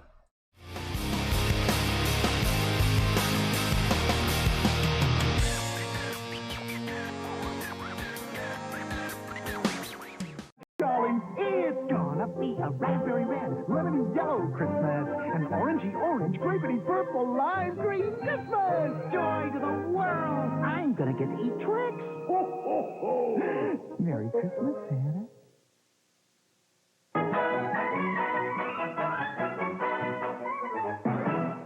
Dashing for the plane, trying to make the flight. Come on! Mom and Dad just made a tiny oversight. As they hurry home, two robbers plan a heist. But little do they know, he's got his home turf ice. Home alone, to trick them every way. Oh, what fun it is to see two burglars get bombay. Home Alone. Home Alone, the Christmas gift of the year. $24.98 or $5 less with Pepsi rebate. Rated PG. I love the taste of milk, Max. It's a great taste. Mm-hmm. Which is why, for the pleasure of a tall, tasty glass, I do almost anything. For the smooth, cool goodness of milk, I fly to the farthest galaxy. For the cold, refreshing taste of milk, I crawl through the burning wasteland. For one satisfying, yummy gulp of milk, I'd stretch myself to the limits. I do homework, Max. Wow. Milk. It tastes so good.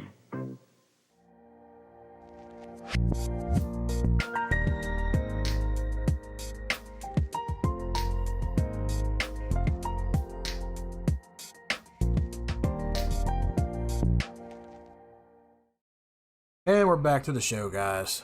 I had to take a breather there. Whew, I've been going on for how long now? Just 2 hours. Okay, 2 hours. Alright, so if you guys are watching now, for you guys who are just now coming in, this is Tuned In Live. We've been live for 2 hours going on. Before I continue on with the article here, if you guys are on Discord and you want to join our Discord server, down below in the description section of our YouTube stream is the link to our Discord. You can hop on over and join us over there. It is also in the About section under our Twitch page. We are live on Twitch right now as well, along with the other links to our Twitter feed and our Instagram pages. So if you want to join us on there as well, feel free to do so.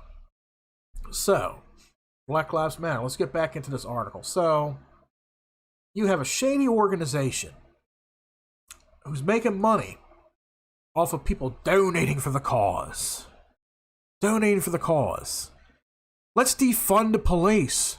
Let's give these bad police officers off the street. Or better yet, in their eyes, let's keep the police off the streets. Yeah. And you see what happened. A lot of these politicians that support the cause, that support Black Lives Matter, what happened to their cities? What happened to their cities? You got a lot of these criminals out there running the cities, destroying businesses, setting businesses on fire, trashing the streets. And then they go for the politicians, attacking the politicians. And then these politicians, these leftist Democratic politicians are all sitting there like, oh, where's the police? Where's the cops? We need the cops. It's getting bad. I can't believe this outrage. The cops won't do anything because you defunded them. You were against The fucking police force. No matter what city you were in, no matter what town or state you were in, you were fucking against them. Ever since the fucking George Floyds and Michael Browns and all them motherfuckers. All that shit. You want to defund the police. You want to run Black Lives Matter. And then these assholes from Antifa. These motherfuckers destroying towns too. This is the fucking shit you all wanted. But when it comes knocking on your doorstep, you want to fucking cry wolf. Just like those little bitches on Capitol Hill, January 6th. Those little Democratic leftist bitches wanted to cry wolf because you had set up something to make it look like some of the MAGA protesters are here, some of Trump's protesters are here, they're breaking in. Now you all set that shit up to make it look like Trump did it. Bottom line, that's what it was. Bottom line. There may have been some Trump people in there that may have taken it a little too far. It's possible. But for the most part, you got these motherfuckers setting this shit up. It's all a stage act. To make Trump look guilty. To make it Trump's fault. To get him indicted. To get him impeached. To get him to do this and this and this and that. Because they hated what Trump was doing for the country. He was helping the country out. This is what they want to fucking do. They fucking cried wolf when them motherfuckers were knocking at their door. They cried wolf when that one motherfucker was sitting in Pelosi's office with his feet kicked up on her desk. They wanted to cry wolf. A lot of these politicians in these cities, they want to cry wolf. They want to, where's the police? Where's the police? You didn't want them. You didn't want them in your house. You didn't want them on your street. You want to sit there and cry about it. It's amazing. It's pathetic. It's asinine. It is fucking amazing, man. I want to sit there and cry and bitch and complain. They're not here. And yet you're funding an organization that's supposed to help out the black community, right? Supposed to be there for black people. Supposed to be about the black people. Our lives matter. But then when somebody smart comes out and says, all lives matter, suddenly you're a racist. You're a racist if you say all lives matter. If you're white and you say your life matters, you're racist. If you're Hispanic and your life matters, you're racist. If you're Asian or Oriental, you're racist. But if you're black, you can't be racist. Everything is racist about that organization. Everything. And then you get the government that pays the news medias off to plaster this shit all over the news. Racism, racism, racism. Black Lives Matter, this, that. This is how racism continues on. This is how racism is still around. This is why racism is still around. Because crooked politicians and the news media keep it going. Because you got leftist woke organizations like Black Lives Matter keeping racism going. Morgan Freeman said it smartly. You want to end racism? Stop talking about it. Stop acknowledging it. Stop bringing it up. He's like, I'm not going to call you a white man. You're not going to call me a black man. You're going to call me Morgan Freeman. I'm going to call you such and such. Whatever. You stop talking about it. But the more the media brings it up, the more these politicians bring it up, the longer racism continues on. But nowadays, and now you got states like California, we need reparations for every black individual in California. $2 million or where the fuck it is. I think it was like 10 million or something. $10 million for every black person in California. How many black people do you think live in fucking California? Maybe there's a statistic that I can look up. Maybe there's a statistic. How many black people live in California? All right. There is 2.251 million black people that live in California. Or maybe that's just the amount of, I don't know, maybe that's just the population of California in general. I don't fucking know. Let's see. African American Californians or black Californians. Let's see. Okay, 2.2 million. Okay, so 2.2 million black people living in California, right? 2.2 million. I need to pull up a calculator.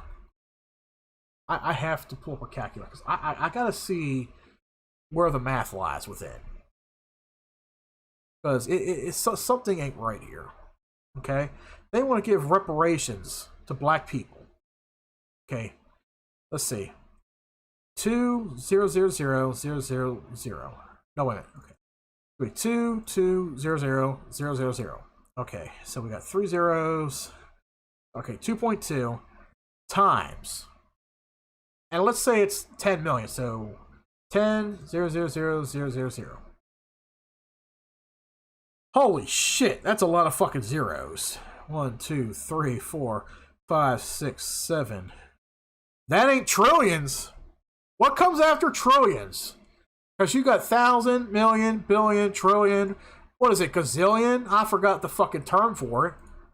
But yeah, it's somewhere after the trillion mark. That's how much money these idiot politicians are expecting to pay out in reparations to Californians. That money does not exist. It doesn't exist in our treasury. Where the hell do they think they're going to be able to print this fucking money? Then they're going to probably sit there and say, well, if Honest Joe can send $2 billion to the Ukraine to grow our crops and watch their buildings, we can print it. It takes money to make money. Do you think we got the money to fucking print? Do you think we got the funds for that shit? No! They're pushing these reparations for black people in California. Why? Because their ancestors, the black community, black people in general, have suffered over the last 200 to 300 years when they came to this country. They were slaves. They were enslaved. They were treated poorly. They were treated wrong. They were sat in the back of the bus. They were told to shut up. They were pushed in the streets. They were hosed down. Shut the fuck up! We learn about this shit in schools. Or at least we're supposed to learn about this shit in schools. What are we learning about in schools right now? How to be queer. How to dress up like a woman. Or a man if you're a woman. They rather learn about that than actual history. Than what they need to learn about. They're not going to learn about Martin Luther King. They're not going to learn about Malcolm X. They're not going to learn about the civil rights movement. What activist leaders like Martin Luther King have done and fought for his community, for black people all over. They're not going to learn about that. They're learning about meaningless shit. How to tuck your dick in between your fucking legs. How to cut your hair to look like a goddamn boy. That's what schools are being fucking taught. They're not being taught proper knowledge, proper education. And then you have fucking idiot politicians out there that want to spend money that the country doesn't have. You want to spend money that isn't there. It ain't going to fucking happen no matter how much you want to pass the bill. It ain't going to happen because the money's not there. As a matter of fact, I think every black person in California looks at that like that's fucking racist. You keep referring to our ancestors who were slaves and shit. They're all long gone and dead. We've come a long way since then. A lot of them have jobs. A lot of them are working. They're living well. Why must you push the envelope? It's all a ploy. And it all runs up to the election next year. Let's go back to this incredibly written article, shall we? So just using the best case scenario that they are not trying to be sleazy, but they just completely mismanaged it. So none of this surprises me. This comes after it was revealed that donations to the Black Lives Matter nosedived nearly $70 million in its fiscal year ending in June 2022. Amid the drop in contributions, Black Lives Matter still reportedly spent millions on companies with close ties to the organization's executives. The BLN Global Network previously funneled nearly $4 million in consulting payments to its leader, Shalamayo Bowers, I don't know what the fuck her name is, and individuals linked to its co-founder, Patrice Cullors. This cash includes $2.1 million to Bowers Consulting, a firm run by Bowers between July 2020 and June 2021, tax forms have shown. The nonprofit also moved $970,000 to Trap Heels LLC, a company established by Damon Turner, the father of Cullors' child, and $840,000 to Cullors Protection LLC, a security firm owned by her brother. A family-owned organization, ain't that lovely? The foundation also reportedly purchased a several million-dollar mansion in Los Angeles that garnered national scrutiny before Cullors stepped down in May of 2021. Remember that? Remember hearing about them buying that big old fucking mansion? Shocking, ain't it? This is the shady part that we're talking about. What do they actually do with the money? They gave it to the leftist organizations that had nothing really to do with black people, to benefit black people, so more so to benefit the LGBTQ community, which maybe there's a small sliver of black people who are affected by it, but there's no checks and balances to it. All that money, there it is. All that fucking money. Hold on a second. I'm gonna put this in Jeff's Discord. I'm covering this live now. There. So you mean to fucking tell me that all this fucking money that was donated, that was given to this organization to benefit black people, the way they were praising it would, the way they were praising it was going to, about 90-95% of it went to the LGBT community. And they only got a small slither of it. No checks and balances to it. I guess it all makes sense now. Both equals working as one. You got one organization that's praising that black and white flag, only to fucking give to the other. That really disgusts me. It just seemed haphazard. They have really no idea what they're doing, and it shows. Nice. That is fucking nice. It all goes back to benefit the LGBT community. That is fucking amazing, man. It's all along with this shit. It all comes around full circle, don't it? That article that I just read like I said with the other articles in our Discord section, podcast leftovers, tuned in live scraps. You guys can check it out over there. There is one more thing I want to touch base on. I have to look this up. I have to. And I'm going to continue using code words. Let's see. Variant. And when I say variant, just get this. This is from a day ago.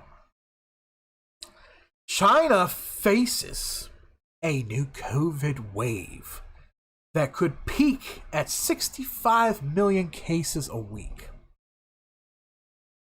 This is a legit article. NBC News covered it. I'm going to put it right here. Tune in live scraps. The country once had some of the harshest COVID restrictions on the planet, but the response from the government and the public is relatively muted this time. From Beijing, China is bracing for a new wave of the C infections that could see as many as 65 million cases per week by the time the surge peaks at the end of June. It's a startling prediction in a country where the pandemic originated back in 2019 that only months ago had enforced some of the harshest C-word control protocols on the planet. Now with the latest Omicron variant, XBB, fueling a resurgence in cases. The response from China's government and the public is muted at best. The surge comes about 6 months after the country dismantled its sprawling infrastructure for dealing with the C, including harsh lockdowns, mass testing, stifling quarantines, and strict mask requirements. People feel differently about this wave, said Yi Zhang, 30, who works at a finance company in the northern city of Tianjin.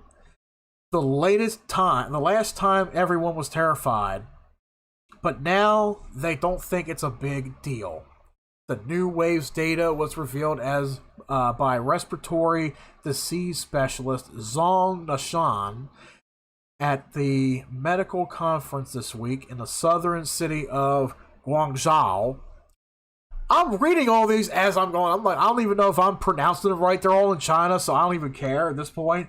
According to the state media, he told the audience that the wave that started in late April was anticipated and that this modeling suggested China could be approaching 40 million infections per week. By the end of June, he said the weekly number of infections will peak at 65 million. The United States, by comparison, was reporting more than 5 million cases a week when it peaked last January. Like the US, China stopped providing weekly case updates, making it difficult to know the true extent of the current outbreak. I'm not going to read the whole article, but it is posted up there in our Discord section. So now here comes the all-new pandemic, people. The governments are getting together to cause another scare. You know it. And it's all starting in China, of course, like the last one did. Starting in China. They're getting there. They figured everybody had it easy. They just lifted the mask mandates everywhere. Hospitals and a lot of medical places, that you don't have to wear a mask anymore. There are still people out there that are wearing masks. And you know what? Those idiots are going to be like, we told you so. We told you it's going to be back. Yeah, you're an idiot. You're an idiot. You know, during the pandemic, I played it smart when everybody was going out there getting the fucking shots and shit. I didn't get my shot till late. I went to stores without a fucking mask on, you know, because they said, if you got the shot, you don't have to worry about wearing a mask. I said, fuck that mask. I'm going to the goddamn store anyway. I don't give a shit what you all fucking think of me. If I'm sick, I stay my ass at fucking home. I stay my ass at home. I don't fucking go out. If I got a cough or whatever, I'm not going to go out. Christ, now they want to start a whole new pandemic, and you know why. It all leads back to it, people. The election is coming up next year. It's time to rig the election again. Mail-in votes. Let's keep DeSantis and Trump from getting in. Let's get Biden in there for another term. The motherfucker he is not able to run another term. I'm surprised he's still living. He's got fucking dementia. Why the hell is he still in office? But that's what's going to happen. 2024 election is coming up. A little over a year. Now that this has come out in the limelight, guess what? Here comes another pandemic. Time to keep people at home. Time to make people sick. Stay away from each other. Protect each other. Mail in those votes. Don't go out to the polls. We'll bring the polls to you. We'll rig them up. It's 2019 all over again. That's all it is. It's 2019 all over again. Just like many of things that I've said on this program before has come to light, and it's all come true. Even a lot of these conspiracy theorists that you hear about, they've been right all along. Trump's been right about a lot of shit. Like Randy said earlier, Alex Jones has been right about a lot of shit. It's all coming to light. It's all a matter of getting the right people out there, paying attention, and spreading the word. And getting them to wake up. That should be the true woke. People that actually wake up and see shit and call it out. But no, we got this fucking liberal leftist woke that it's like, oh, we're going to follow this now. These little fairy tales. Everybody, join the Barney train. Fucking bullshit. Anyway, it's been almost 2.5 hours in there, guys. I want to say thank you guys for coming in and checking it out. Thank you to my buddy Cypher over there. I ain't talked to him in a good while. Good to see you again, man. Thank you for the resubscribing for Prime for 8 months. Nice. And Randy, the first time seeing him in the chat over here. Thanks for joining in today, man. Thanks to anybody else who has come in and watched the stream or commented or whatever. Later on twitch.tv/The Jeff Hagee Show. Check out my buddy Jeff. He will be going live this afternoon. Make sure you follow him on twitch.tv/The Jeff Hagee Show. You want to hear some good stories? You want to see him get drunk? Do some prank calls, take some donations in for a good cause, and it is a really good cause. So check into the show today. Make sure you are subscribed so you can join in the chat and all. But check him out. He's a good guy. He's a real funny dude. Check him out later on today between 5 and 6. Jeff Hagee Show. Keep an eye out for him. And like I said, guys, once again, links for everything is down below in the description section and the about section on our Twitch page. If you are on Discord, come join our Discord server. Come join in on the fun. Check out every article and everything that I have brought up today on the show. You can check that out in our podcast leftover section. If you are on Twitter, if you're on Instagram, links are down below for those. Give us a follow as well over there as well. And like always, thank you guys so much for coming in today. Catch you next week for some more live streams. Maybe a game stream next week. Maybe another episode of Tune In Live. We will keep you updated on that. Randy, get with me about that podcast on Rumble. I'll let you know what's going on. And until next time, guys, stay tuned in. What we do here is go back.